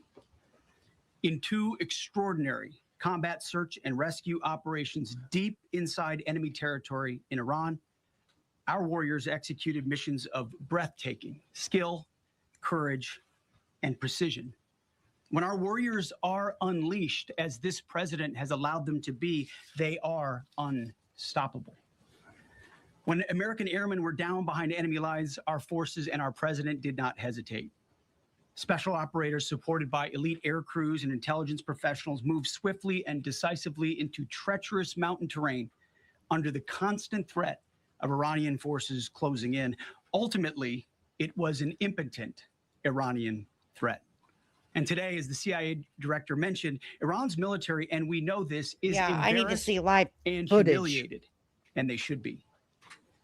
Now, these are not I don't routine trust operations. anything They with were AI high-risk, now. high-stakes missions conducted in the heart of enemy territory. This was not just barely into Iran. This was deep into Iran, involving coordinated strikes to suppress threats, deception tactics to protect our teams, and full synchronization across air, ground, and special operations. The Iranians are still asking themselves right now, how did the Americans do this? One downed airman evaded capture for more than a day, scaling rugged ridges while hunted by the enemy. When he was finally able to activate his emergency transponder, his first message was simple and it was powerful.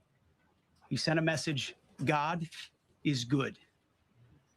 In that moment of isolation and danger, his faith and fighting spirit shone through. You see, shot down on a Friday, Good Friday, hidden in a cave, No. a crevice, all of Saturday.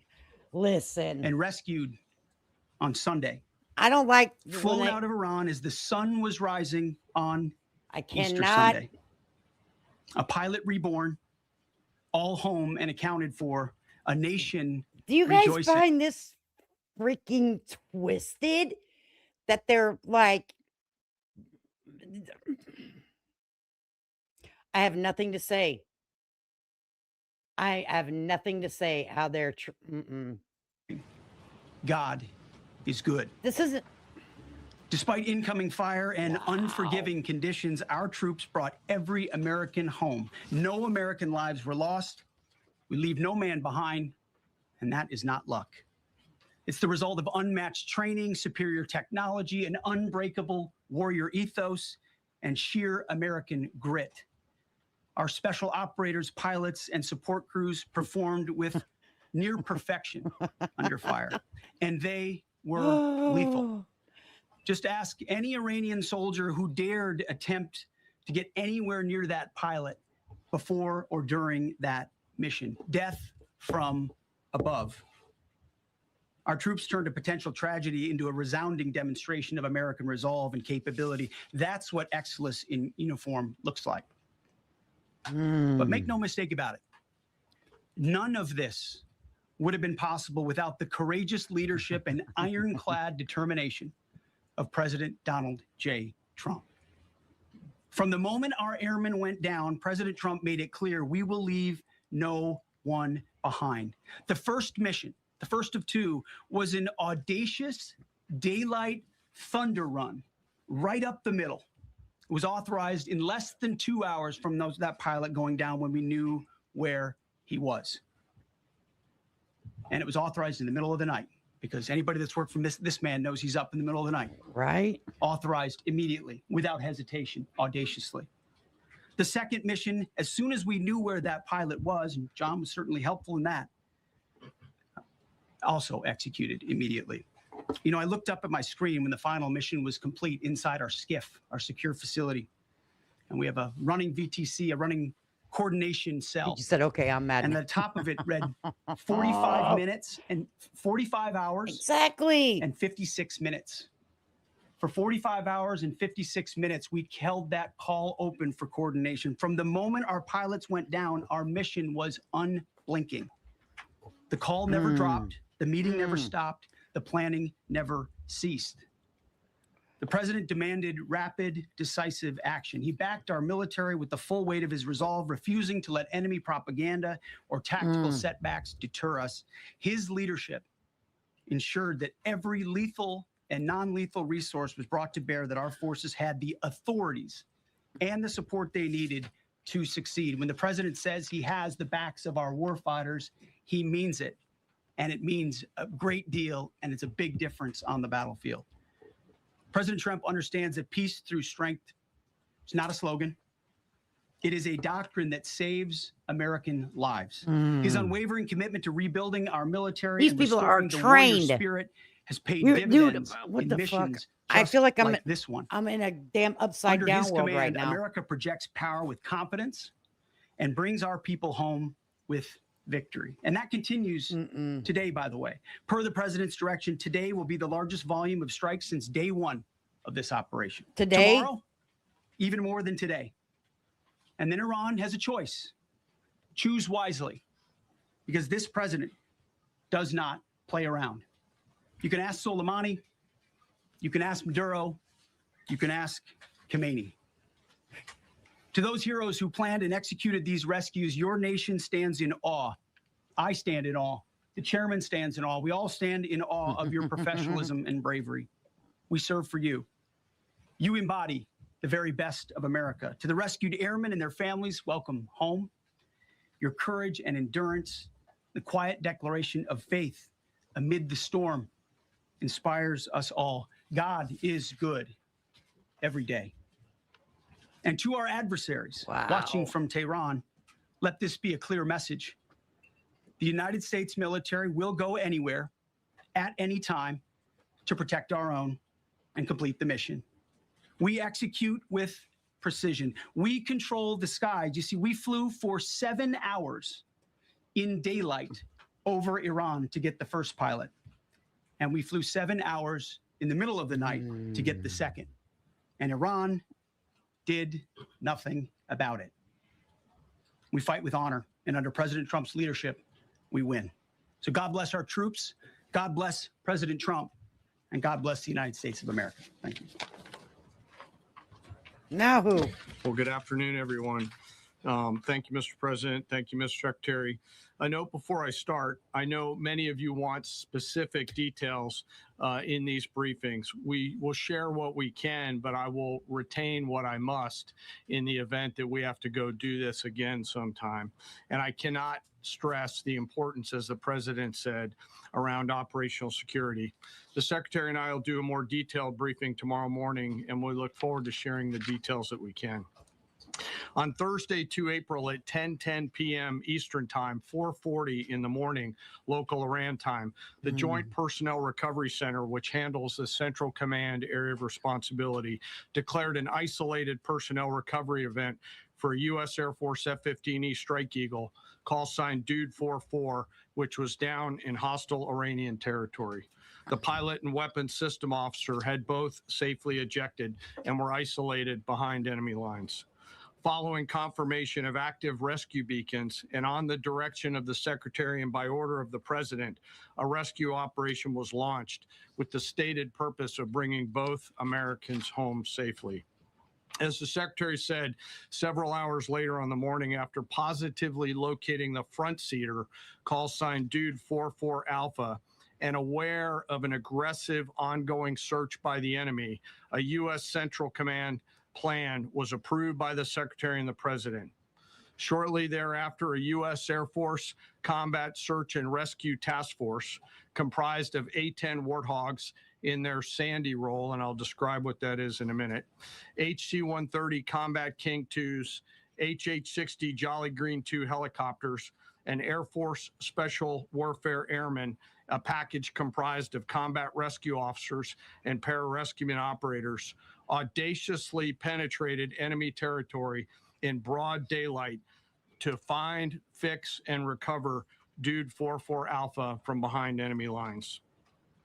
This was an incredibly dangerous mission, an incredibly dangerous undertaking, but a filled promise made to every American warfighter that you will not be left behind. We will always come find you, and we will always bring you home. Over the next hours, the Search and Rescue Task Force crossed the beach, entered into Iranian airspace, protected by a fighter strike package, and moved into the objective area, all under fire. En route, as some of you have seen on social media, the helicopters took gas off the C-130s and pressed onward and forward up into the objective area. While this was ongoing and out in front of them, the Sandy flight of A-10s and other remotely piloted aircraft, drones, and other tactical aircraft were violently suppressing and engaging the enemy in a close-in gunfight to keep them away from the front seater and allow the pickup force to get into the objective area. During this engagement, one of the Sandy aircraft, the one primarily responsible for communicating with the downed pilot, was hit by enemy fire. This pilot continued to fight, continued the mission, and then upon exit, flew his aircraft into another country and determined that the airplane was not landable. This was one of our A-10 Sandy aircraft. The pilot then made the decision to eject over friendly territory and was quickly and safely recovered and is doing fine. After picking up Dude 44 Alpha, the HH-60 Jolly Green fight was engaged by every single person in Iran who had a small arms weapon. And one of the aircraft, the trailing aircraft, took several hits. The crew sustained minor injury, and they are going to be fine. A note for those of you that do not know what a Sandy does. Named after the flight call sign that did this very mission in Vietnam, flying A-1 Sky Raiders and A-7 Corsairs. A Sandy has one mission: get to the survivor, bring the rescue force forward, and put themselves between that survivor on the ground and the enemy. They are committed to this. This is what they live for, and this is what they've trained for over many, many years. The A-10 force and the rescue force did a fantastic job rescuing Dude 44 Alpha. He was recovered Friday afternoon. As I said, and the nation needs to know this, this was an incredibly brave and courageous mission, and a testament to the courage, skill, and tenacity of the joint force and our leaders. And especially a daylight option, having the guts to try means so much to so many. Meanwhile, the backseater, as the President and the Secretary have said, had continued to work and survive. Through the hours of daylight, Dude 44 Bravo, the backseater, evaded. Using every means available, the efforts of the United States military, the Central Intelligence Agency, and others my problem. were attempting to find and locate with precision Dude 44 Bravo, the backseater.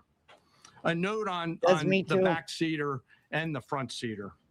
The single most important contributor to a successful rescue operation is the spirit of attack inside the heart of that downed aviator. Their will to survive, their will to evade, their will to recover is everything. In this case, the backseaters' absolute commitment to surviving made much of our efforts possible.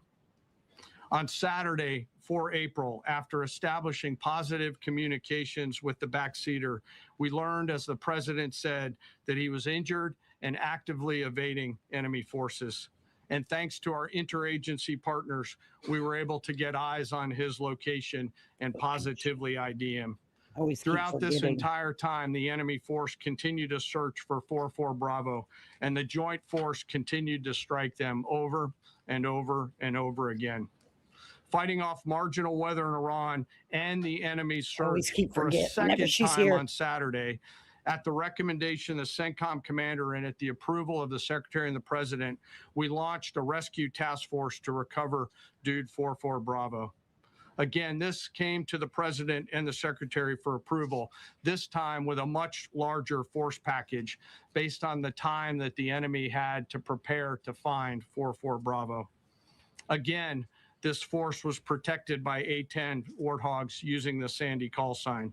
And this force had one single mission: do everything they can to bring an American home. This meant having a plan, being prepared to execute that plan, and more importantly, being prepared for multiple simultaneous contingencies. And because of this force's That's professionalism, grit, and determination, fight off two enemies at the same time: the enemy searching for 4-4 Bravo and contingencies, which anyone who has done these types of missions knows we run into every keep single forgetting. time. The force fought off I both kept of forgetting those BG. enemies incredibly well.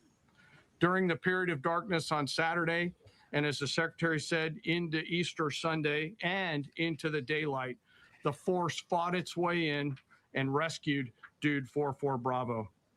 They were protected overhead by an air armada, including tactical drones, strike aircraft, and others. The force fought through multiple simultaneous contingencies, something no other nation, no other military can do, and safely returned Dude 4-4 Bravo, the backseater, home, and all other Americans home as well.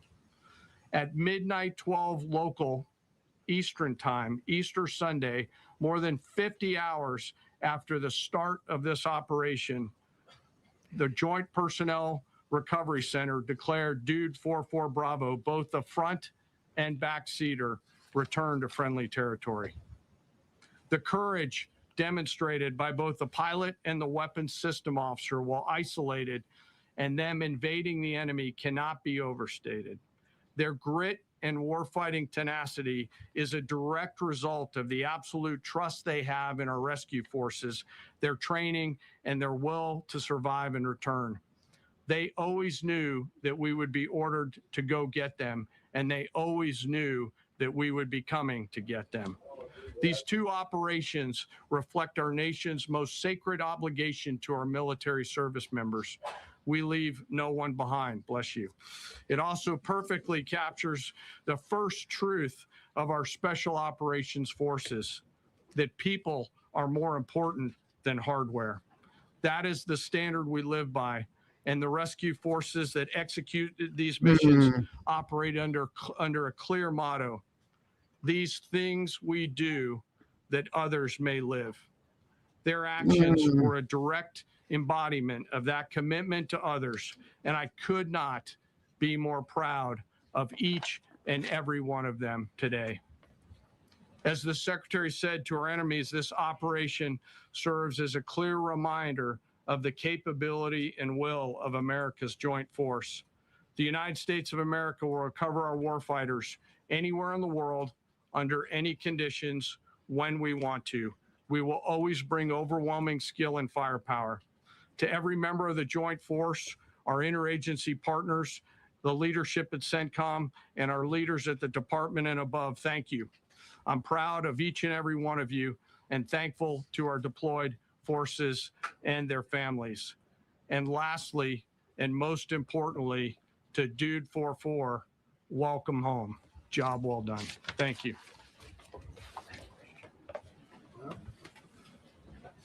pretty amazing, pretty amazing. And these two gentlemen have been, from day one, they've been perfecto. You know, I got to know General Kane in my first term because he was able to take out ISIS in 4 weeks instead of the 4-year projection that was given to me by other much lesser generals. I said, you know, if I ever do this again, that's going to be the head of my Joint Chiefs of Staff. And we worked it that way, didn't we? It's amazing. He took out ISIS. We defeated ISIS in 4 weeks.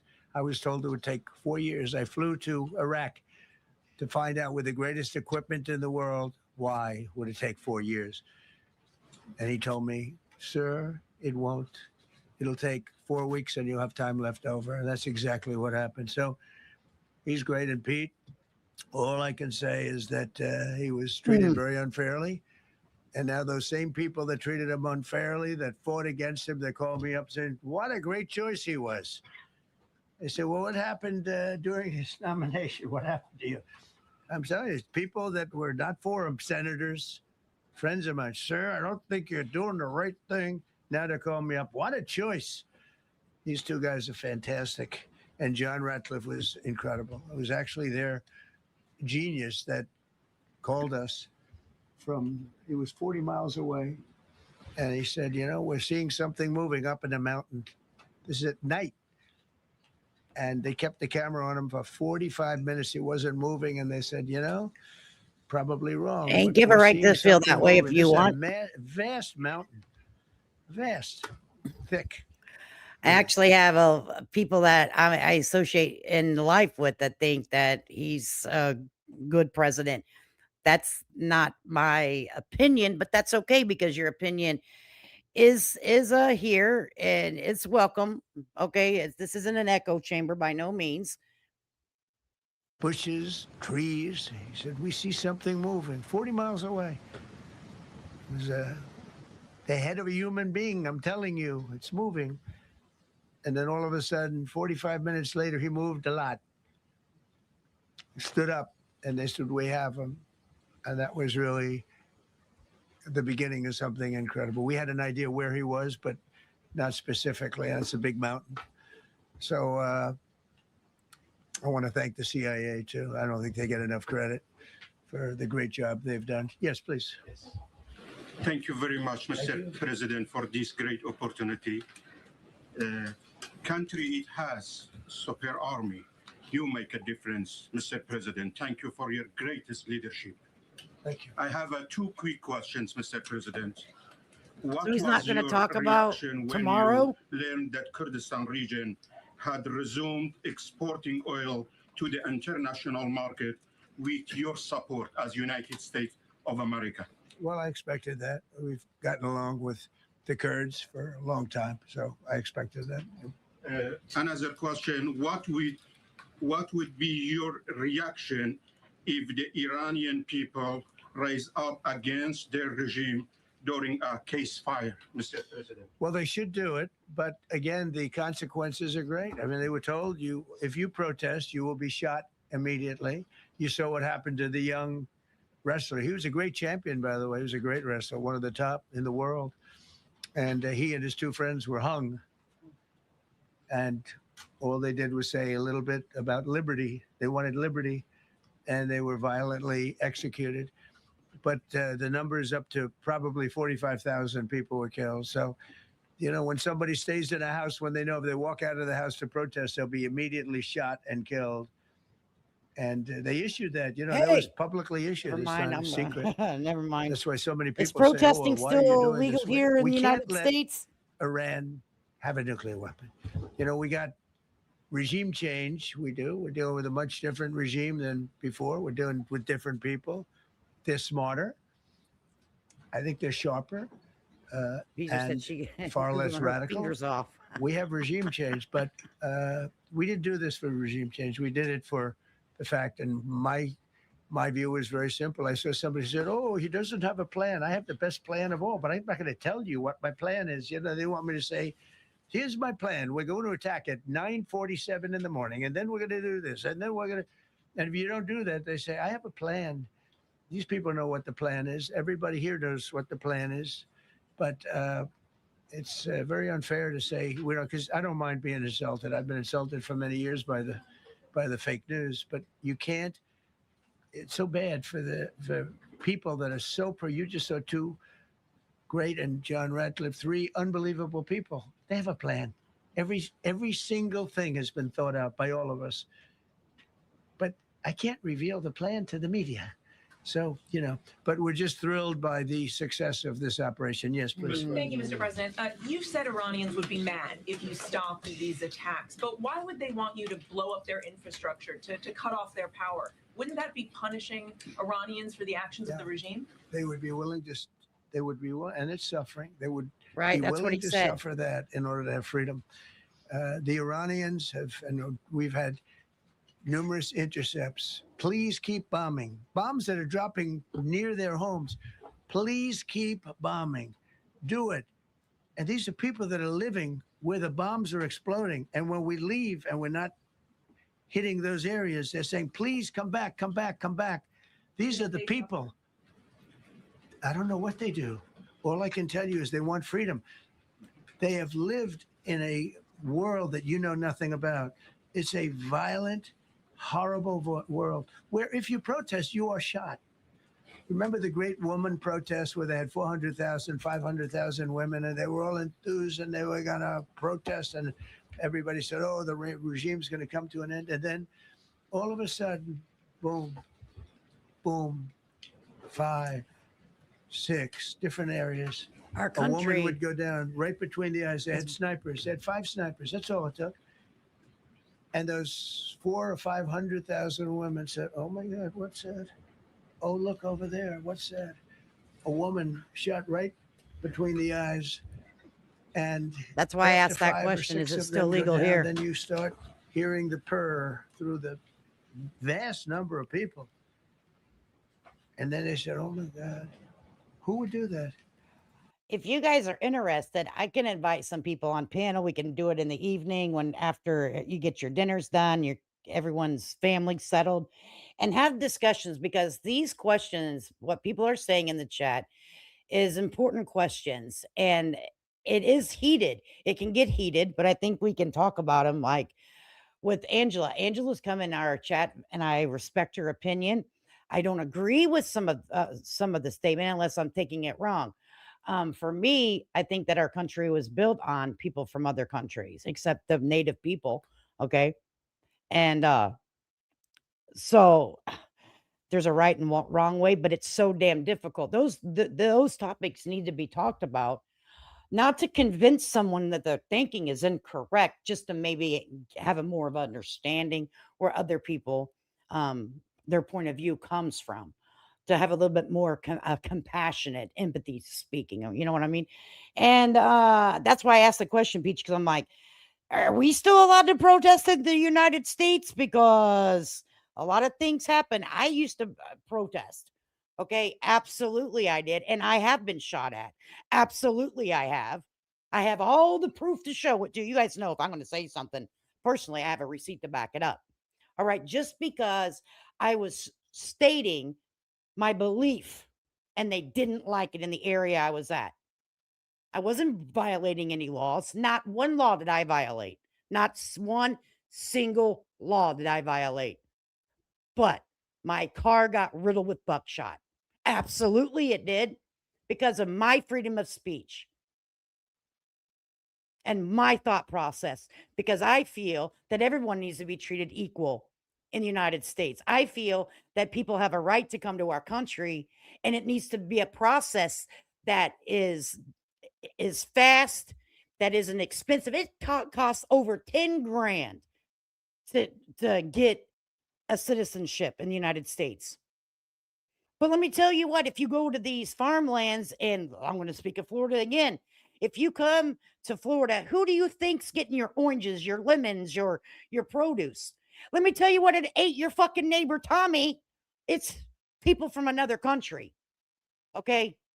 But I'm like, well, they're taking American jobs. These jobs have been here for years, people. We're lazy fucking Americans. And we've had to go to other countries to get people to do the fucking work. Why? Oh, don't get me started. No, not today, Satan. Okay, we're going to play this. guy. And they're incredible people, but they've lived so horribly. They've lived so horribly. You know, Iran was a great country if you go back 25 years ago or so. The Persian people, they're incredible, smart, brilliant, actually. And I know so Should be many. I know easier, coming yeah. from New York, originally, I know so many people from Iran. They're incredible people, incredible energy, and very, very brilliant people. But when you're standing in a group and protesting, Yep. and you have a woman, in the case of the woman, remember the Great Woman March? Everybody was saying, I "Oh, do this is the too. end of the country," and then snipers selectively picked. Every single one was shot right between the eyes from a long distance. They were on top of buildings. Nobody even knew where they were, where they're coming from. This wasn't like a machine gun, which is also very bad. They've done that too. They did that recently. This was snipers sitting on the top of buildings, aiming and hitting women. And when they see people go down, and all of a sudden there's a riot in the reverse direction, and they never came out again. And a lot of the news doesn't talk about that. They talk about, oh, women's rights. You want to see women's rights? You're not going to see it there. It's amazing when I see some of the stupid people like, you know, AOC plus 3, all that group. They talk about, oh, freedom for Iran. They don't tell you the real facts. Women, men, gays. How about gays for Iran? They kill the gays. They throw them off buildings. So I wonder what's going on. I can only say this. They want us to keep bombing, even if it jeopardizes, because their life is in much greater danger. They want freedom for Iran, but it's very hard for them to protest. I actually tell them, I said, don't go out. I fully understand. Nobody in this room would go out. I don't think there's any, because frankly, it's not a question of bravery. We're all brave, right? You're brave. I'm brave. We're all brave. But we're also intelligent. If you have people shooting at you, expert shots with the best rifles you can get, and hitting you right between the eyes every single time, and you're looking here and you're seeing and you're looking here, you're out of there. I don't care who it is. Please. Mark Meredith, Fox News. I know that. Oh, thank you. How would I not know that? Go ahead. America's watching. No, Good job. Can we go back to the weekend? First off, was everyone on board with the operation, or were there people that were trying to talk you out of going through with the operation this weekend? Not everybody was on board. Somebody else within? No, there was military people, very professional, that preferred not doing it. These two were totally on board, which was very important. They Right. would have had a little difficulty. But no, there were military people that said, you just don't do this. You don't go into the heart of a very powerful military. You know, this is, hey, you have countries and countries. You have some countries where military is not their strong suit. This whole thing is militarized like nobody's ever seen before. Half the people are wearing uniforms. And we had people within the military. Usually it's not done. That's one of the reasons. You know, I was surprised. Somebody said it's the only time it's ever been done. I said, that's not possible. But it is possible, because you're going into hundreds of thousands of soldiers along the path. I mean, look at some of the helicopters, how they got hit. So, yeah, there were people within the military that said it's a wise. And don't forget, how many men did you send altogether, approximately, for the operation? I'd love to keep that a secret. Okay, well, but I will tell you the number. I'll keep it a secret, but it was hundreds and hundreds of these people. It's pretty good. Is he central casting? But hundreds of people went into this journey. Hundreds of people could have been killed. Forget about the equipment. A lot of equipment. Nobody cares. Hundreds of people could have been killed. So we had people that were within the military that said this is not a wise, and I understood that, but I decided to do it. Yeah, you decided to do it because you want to. Let me tell you what. Too much on the line. Here's the deal how I feel about it. And then we'll listen to what this guy says.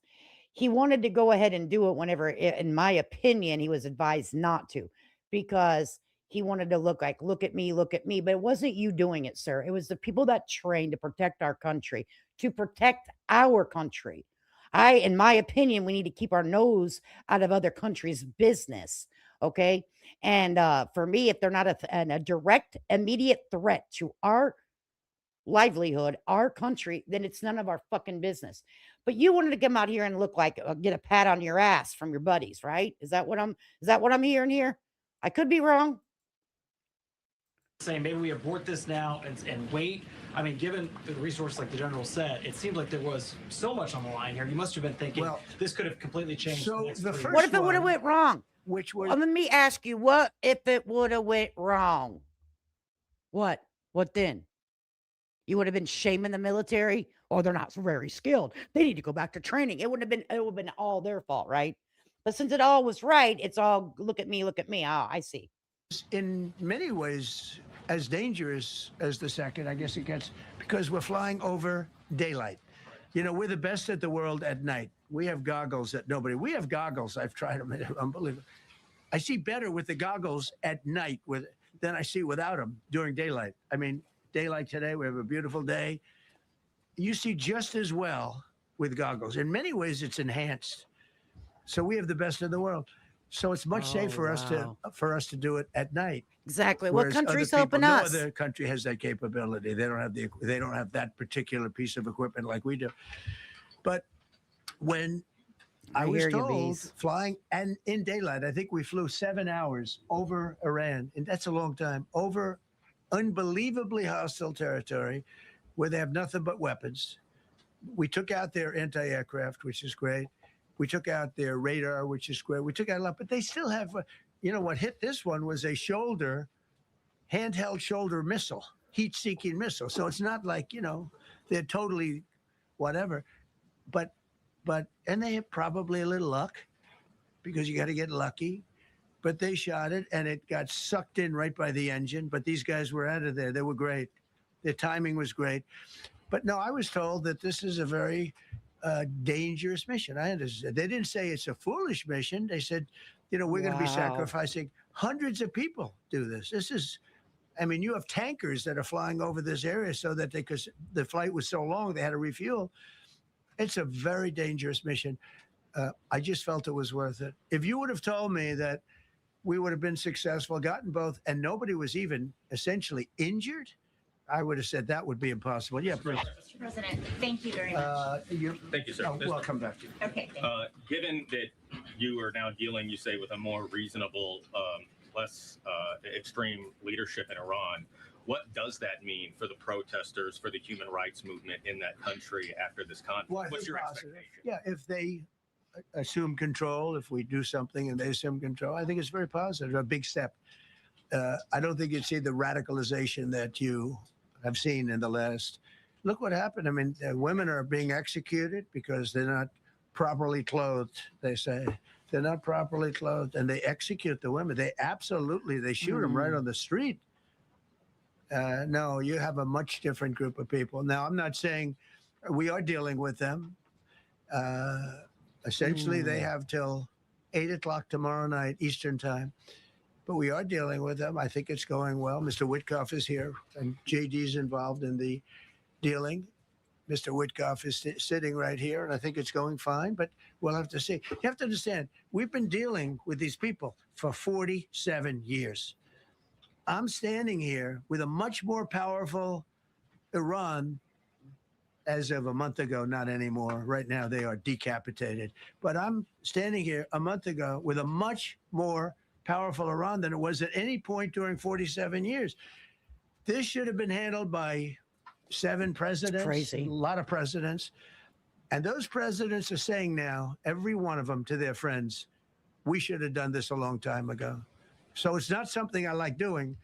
It's very dangerous. And we're getting them at the height of their strength.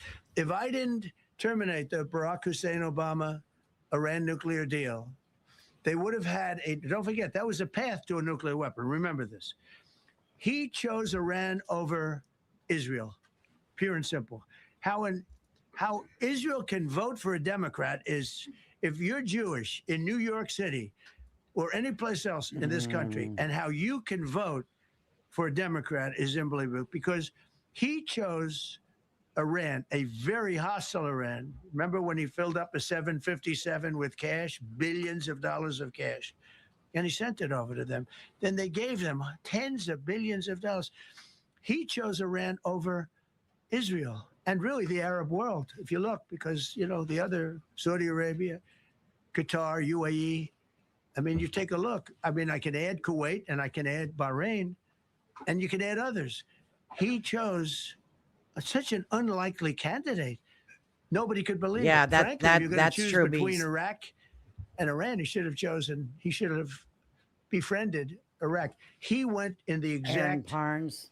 opposite direction of all thinking, and he made a terrible mistake. But that was a road to a nuclear weapon. And when I terminated that, everyone said, "Oh, he terminated it. It was one of the best things we ever did because he had a road to a nuclear weapon." And it was a very short-term deal. You know, countries don't do 10-year deals. Countries do hundreds of years. You don't do a 10-year deal. For a country, this isn't, you're a landlord and you're renting a store on a certain street and you give somebody a 5-year or 10-year lease. This is a country. It was a short-term deal. It was ready to expire.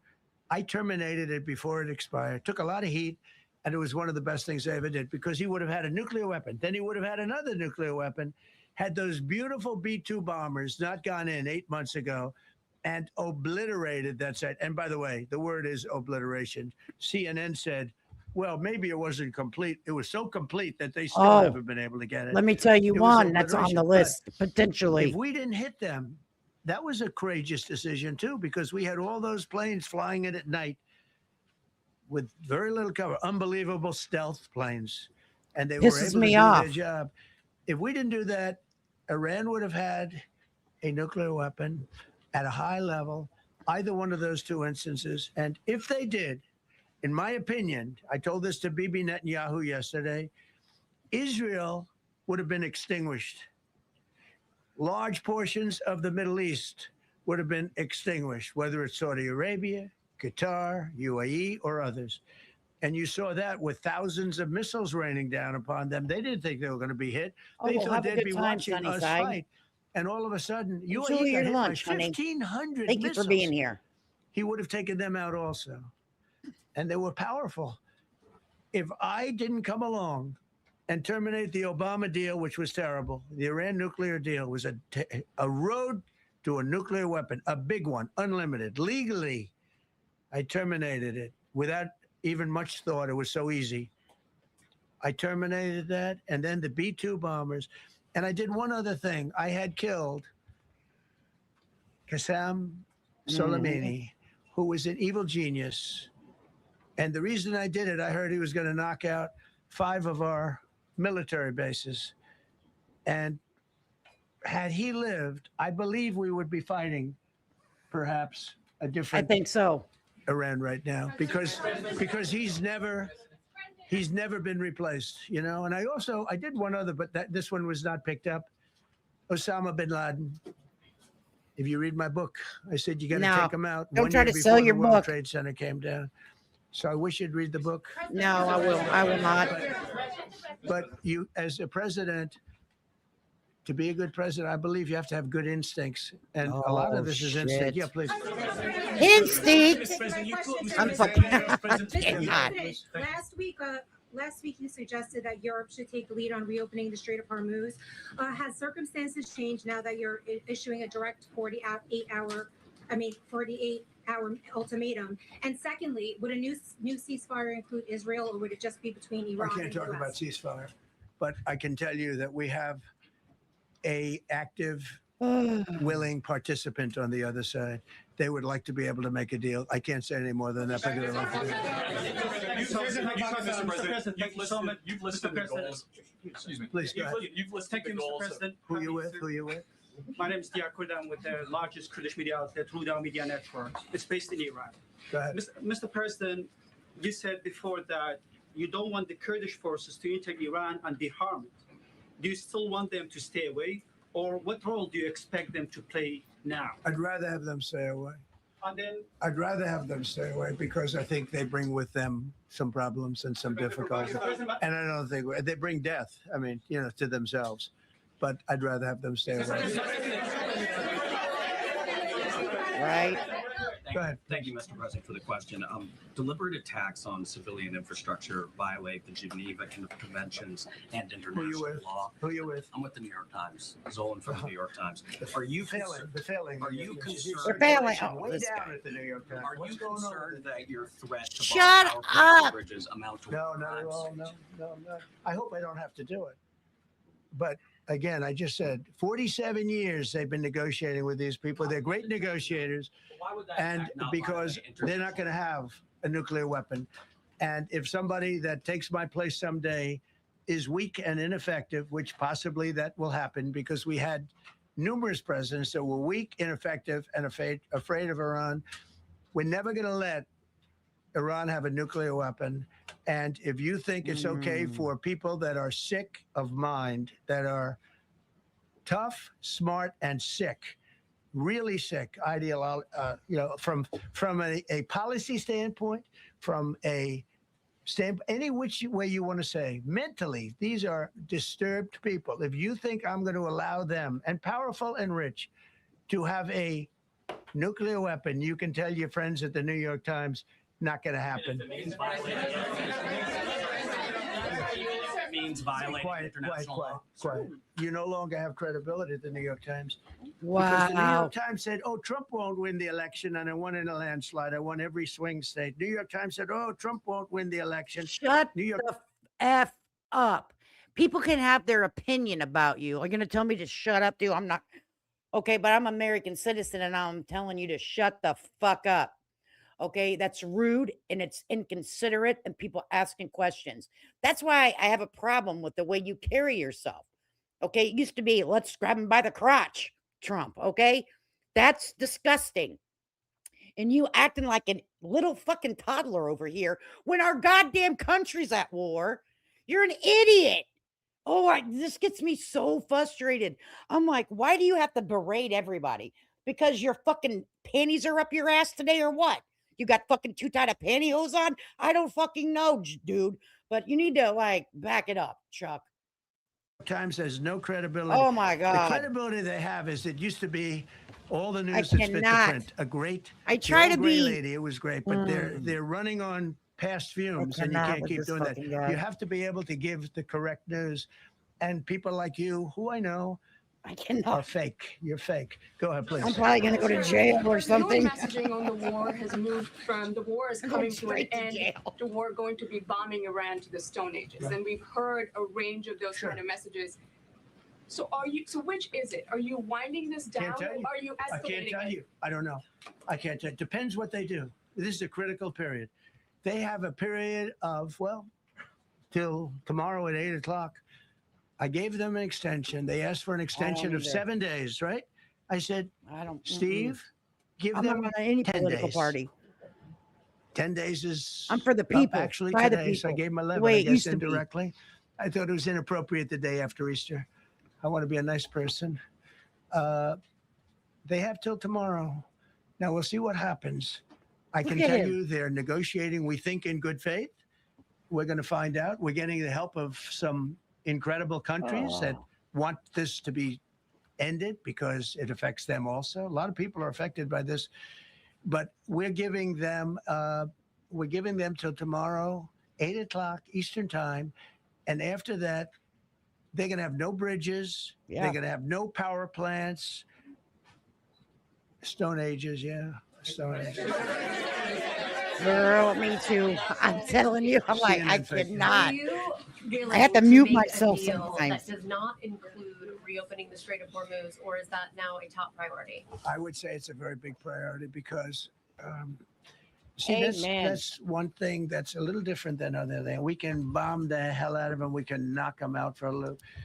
But to close the strait, all you need is one terrorist that somehow has a truck loaded with, because you can carry them in trucks, large trucks, a water mine, drop them in the water. And now you tell people that own ships that cost $1 billion to don't worry about the mine. You can do that even just by saying we put mines in the water. So it's not like the rest. We can knock out their military. We already have. We've knocked out their Navy. We've knocked out their Air Force completely. We've knocked out 158 ships in 3 days. We've knocked out even their mine droppers. They don't have any mine droppers anymore, but they put them on other boats and they could drop them. I'm not even sure they have any mines there, by the way. I'm not sure. I'm personally, they say there might be 8. I don't know. I think there might be none because they're very good bullshit artists. That's why for 47 years they've been bullshitting other presidents and they haven't done the job. And people are living in hell. You live in that country. They're living in hell. No, I think that Wow. 47 years of this stuff is long enough. They're at the weakest point they've ever been. They have no Mhm. Navy, they have no Air Force, they have no anti-aircraft weaponry, they have no radar, they have no communication. In fact, the biggest problem we have in our negotiation is that they can't communicate. I said to Steve, what are they saying? Sir, they can't communicate. They have no method of communication. So we're communicating like they used to communicate 2,000 years ago with children, bringing a note back and forth. They have no communication. But all I want to Wow. see is I want to have a safe world. And you're not going to have a safe world. Israel will be gone. The Middle East will be gone. And then they're coming for Europe.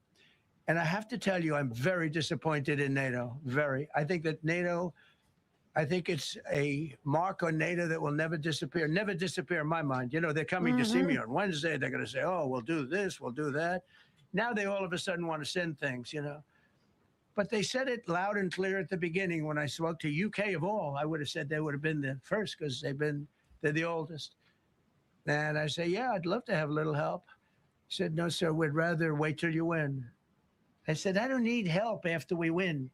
They have 2 old broken aircraft carriers, barely work. I said, I guess we can use them. Who the hell knows? I called the general. He didn't even want them. He said, we don't really need them. We got the SS Abraham Lincoln, sir. We don't need them. Do you know, we have, in terms of technology, we had one day 101 missiles going at 2,700 miles an hour aimed at the Abraham Lincoln. 101 missiles. Out of 101 missiles, 101 missiles were shot down. Unbelievable technology.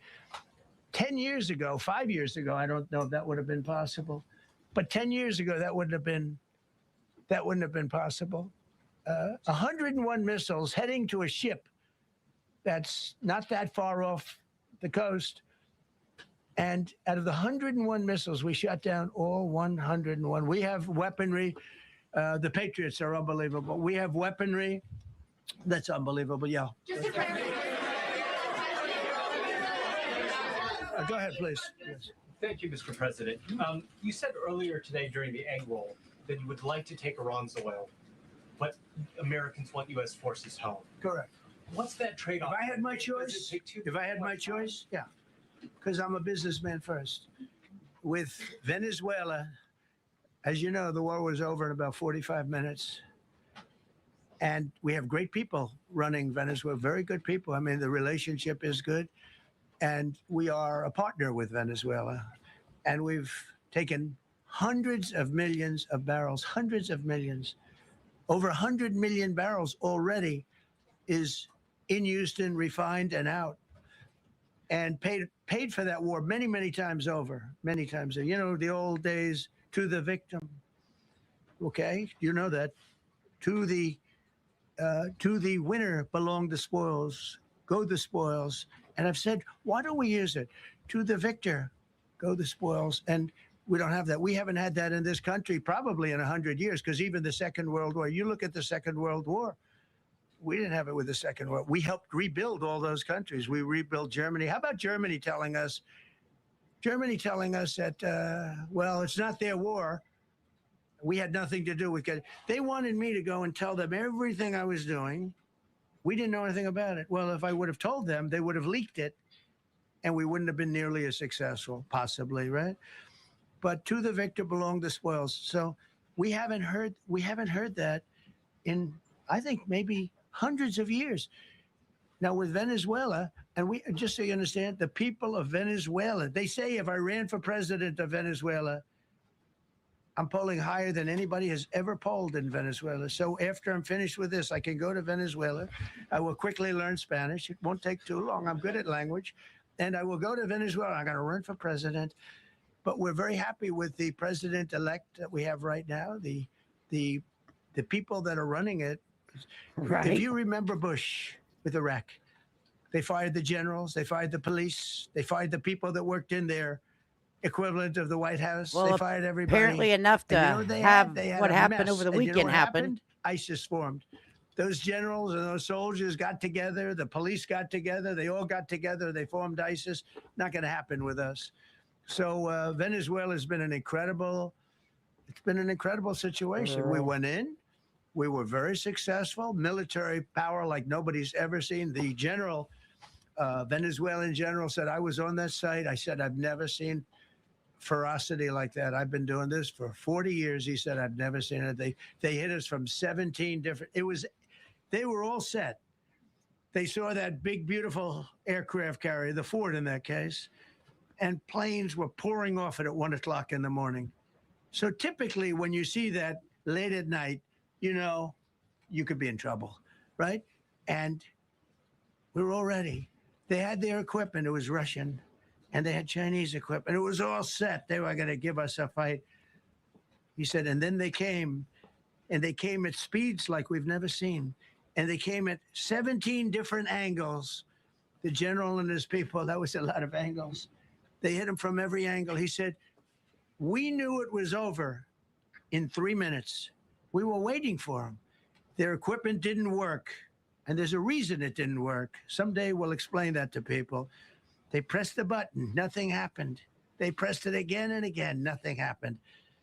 And he said, we knew this whole thing was over in 3 minutes. We've never seen any, he used the word ferocity. The ferocity of these planes from 17 different angles, and it was over. They went inside. And remember, that was on a military base with thousands of soldiers. And those soldiers looked and they said, get the hell out of here. Thousands. We didn't have thousands. We had like 200 people. So we have a great military. And I'll tell you what, somehow this rescue captured the world's attention, more so than normally. You're talking about 2 people. But this rescue captured the world's attention. But we did it in Venezuela. That was amazing. And now we have a very bad man in prison and going to trial. I mean, he released, aside from the drugs, which he was terrible, Maduro released hundreds of thousands of people from jails into our country. Drug dealers, murderers, the worst people in the world were released into our country because we had a stupid president who probably didn't know. And we had a border czar who never went to the border and never once called our great Border Patrol agents, right? Not once, Kamala. She never called the Border Patrol. She never said, how we doing? I used to call the Border Patrol guys every day. You can ask them, Paul, ask any one of them. Brandon, ask them all the time. How are we doing? How are we doing? And we now, I'm proud to say, have a totally sealed border. 9 months, nobody is coming through our border. And nobody even tries because they know they're not going to get through. So we don't have caravans anymore. So maybe 1 or 2 more and we'll be done. 1 or 2 more. Mr. President, are you allowed to, or are you willing to end this conflict with Iran charging tolls for passage through the strait? Us charging tolls? Iran. What about us charging tolls? Is that something you're considering? I'd rather do that than let them have them, right? Why shouldn't we? We're the winner. We won, okay? They are militarily defeated. The only thing they have is then the why go psychology do of, what we're going to drop a couple of do what you say in mines in the 48 water, hours. No, we have a concept where we'll charge tolls, okay? I thought you meant us. Your question would have, I do too. Your question would have been more Amen to accurate that, if you said us. Beezer. Go ahead. So just to clarify, in order for Iran to successfully meet your deadline tomorrow, do they have to make a deal, open the strait, or both? We have to have a deal that's acceptable to me. And part of that deal is going to be, we want free traffic of oil and everything else. Mr. President, thank you very much. You've said glory be to God in this conflict. Do you believe that God supports the United States action? No. I do, because And have you God sought is his good. direction? Because God is good, and God wants to see people taken care of. God doesn't like what's happening. I don't like what's happening. Everyone says, You're not I God. don't enjoy this. I don't enjoy it. These 2 guys don't enjoy it. You know, people say, oh boy, they're so tough. I don't like seeing people killed. I've ended 8 wars. Nobody's ever done it. The person who won the Nobel Prize came to me and said, you deserve the Nobel Prize. She announced that when they announced, they said, goes to Maria. She's a great person, really a good person. She said, no. This is ridiculous. They gave me the Nobel Prize. President Trump ended 8 wars. I could go over every one of them, including India and Pakistan, where the Prime Minister of Pakistan said, President Trump saved from 30 to 50 million lives. That makes me much happier than what we're doing right now. That makes me much happier. We have one more to end, by the way. Okay. President, you called yesterday in your Truth Social, you called the Iranians crazy bastards. True. What is your response to critics who say that I don't care about critics. What is your response to critics who say that it is your mental health that should perhaps be examined as this war continues? I haven't heard that. But if that's the case, you're going to have more people like me, because our country was being ripped off on trade, on everything for many years until I came along. So if that's the case, And the you're going to tariffs have were to put have more on people. us. Dasha, go ahead. You forgot that little Dasha, fucking go. tidbit, Very buddy. little is off limits in Iran as far as targeting, Yeah. including power plants, bridges. You've mentioned those. Very little is off limits. Are there certain kinds of civilian targets, though? I'm thinking. I don't want to schools tell or you that. 420 where I'm I at. don't want to tell you that. We have a plan because of the power of our military, where every bridge in Iran will be decimated. But you done said it's by 12 o'clock destroyed tomorrow night, where every power plant in Iran will be. So who does that? Let me out of ask you guys a business, fucking burning. question. Who does that really hurt? Every bridge, I mean, there are people that live there that are, and we're okay with this, right? He done said that they're no more threat to us. Then leave it be. Then leave it be. This isn't a fucking video game, dude. Like, you're talking about breathing human people. So you're saying the whole country's just a bunch of fucktards, like you said, right? Isn't that what you call them, or bastards or something? Wow. Wow. Like, he's really saying this shit on live TV. Exploding and never to be used again. I mean, complete demolition by 12 o'clock. And it'll happen over a period of 4 hours if we wanted to. January. We They don't want that absolutely to do. happen. We may even get involved with helping them rebuild their nation. And you know what? You If can that's if the they case, all the last dead. thing we want to do is start with power plants, which are among the most expensive thing, and bridges. You saw the bridge one. We were very close to a deal. And then I got a call from Mr. Witkoff, Mr. Kushner, and JD. This is a trip. Saying, I think they're breaking the deal. How can it I be said, both tell be them the that's same? okay. Don't worry True. about it. I don't But know. tell them to look out their window and watch. And within 45 minutes, I gave the order to knock out the biggest bridge. I gave the order, knock out the biggest bridge in, I believe, the Middle East, but the biggest bridge in Iran.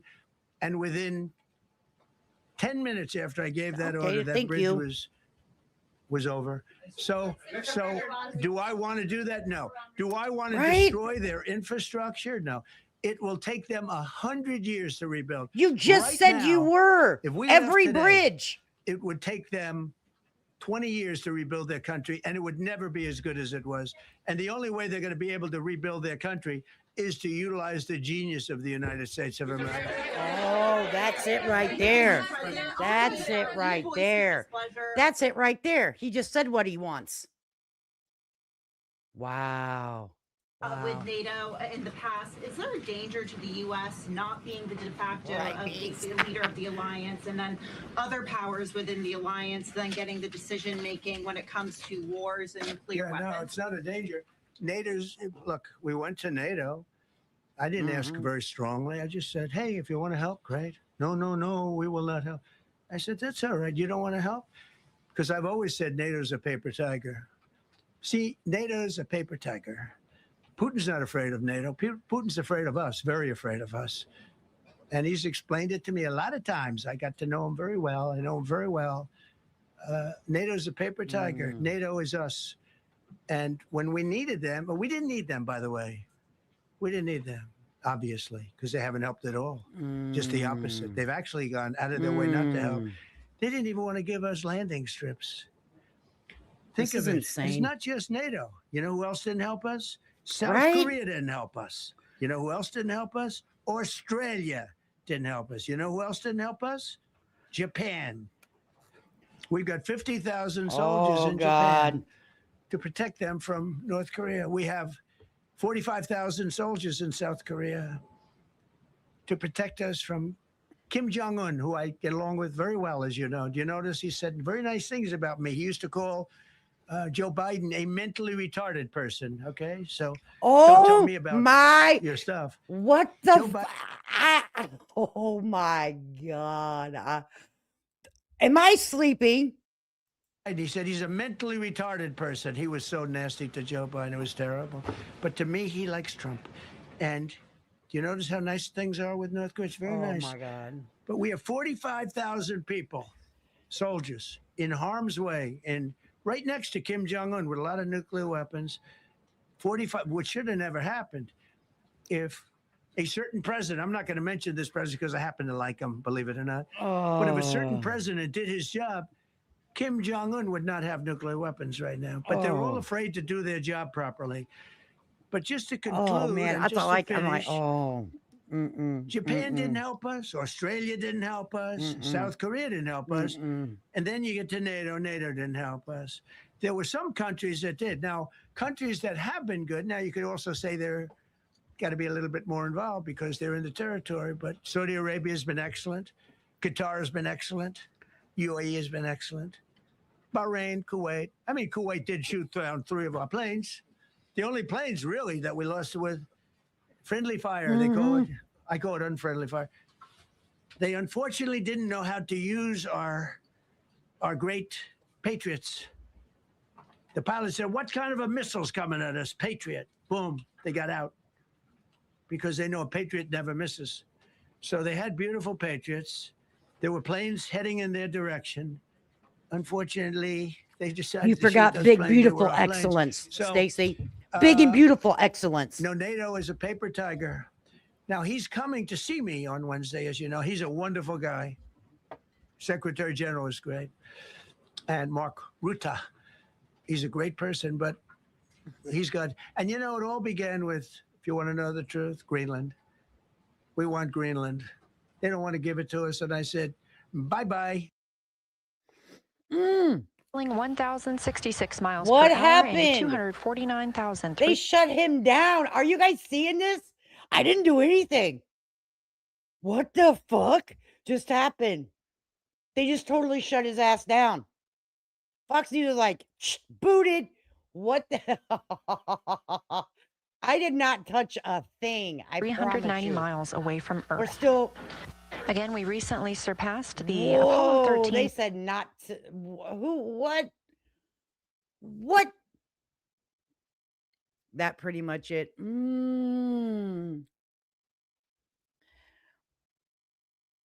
Wow. Wow. I think it's time for our country to have our own. No Democrat Party, no Republican Party. We need to come up with the people party. We the people. Okay? That's what we freaking need. I don't vote on the Constitution. Follow the Constitution 100%. Yeah, we already have the damn rules. Let's follow them, right? That's all we need to do. Fix immigration.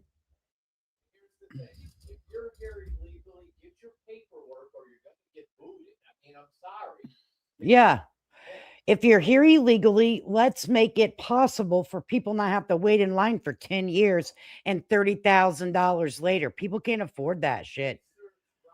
Can we do the 25th Amendment yet for? I don't believe that will happen, Stacey. So we have till 12 tomorrow. Government definitely needs cleaning up, and I'm talking both sides, in my opinion. Okay, in my opinion, I'm not. I'm a registered voter, but not a Democrat or Republican because I never fucking know who's going to sell me the best bullshit. All right, and I don't want a label on me. Don't label me. Don't make me pick if I'm Republican or Democrat or not, because as far as I've seen, I don't want to be claimed by neither one of them. Okay, because there's extremists on both sides that make the whole fucking thing look bad. Where's the common sense people? Where are the damn constitutional people? Where are the people for the people by the people? That's who I want to ride with. That's who I want to ride with. Okay, not these no. Oh, wow. I've been on here way too long. 3 hours and 28 minutes. So I guess I better get off here. So here is the song for us to go out on then, right? Okay, I appreciate everybody coming in the chat. We'll drop my Cash App. If you enjoyed this, show your bartender some love.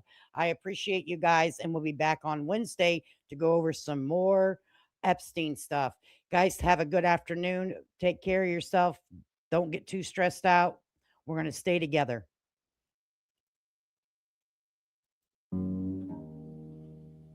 Well, now, folks, this one's for everybody who's been overlooked. We the people built this land, and don't you forget it. This here ain't a hymn asking nicely. It's a promise. Remember us so you'll feel our weight. Let's make some noise.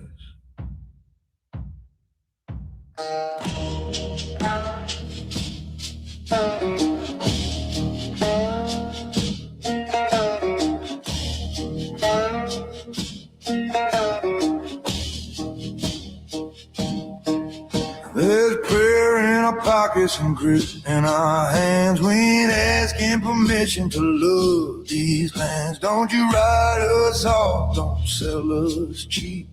We keep watch while the city sleeps. We the people, under God we trust. Stand together, fighting if we must. Them suits in D.C. do what they must. Remember you work for us. We the people.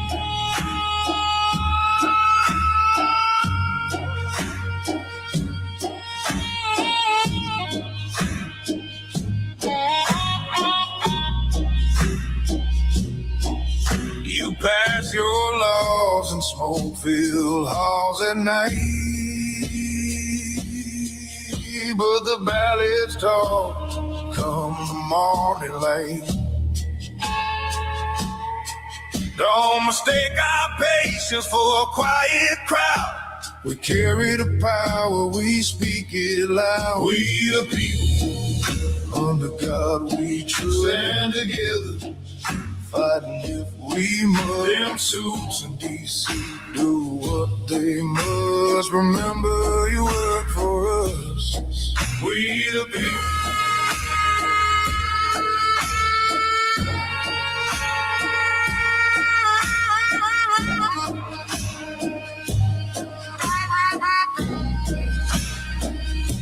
Don't forget the farmer feeding every town. Don't forget the worker keeping lights on round. We buy, we vote, we stand in lines. Cross us and you'll see those warning signs. We the people, under God we trust. Stand together, fighting if we must. Them suits in D.C.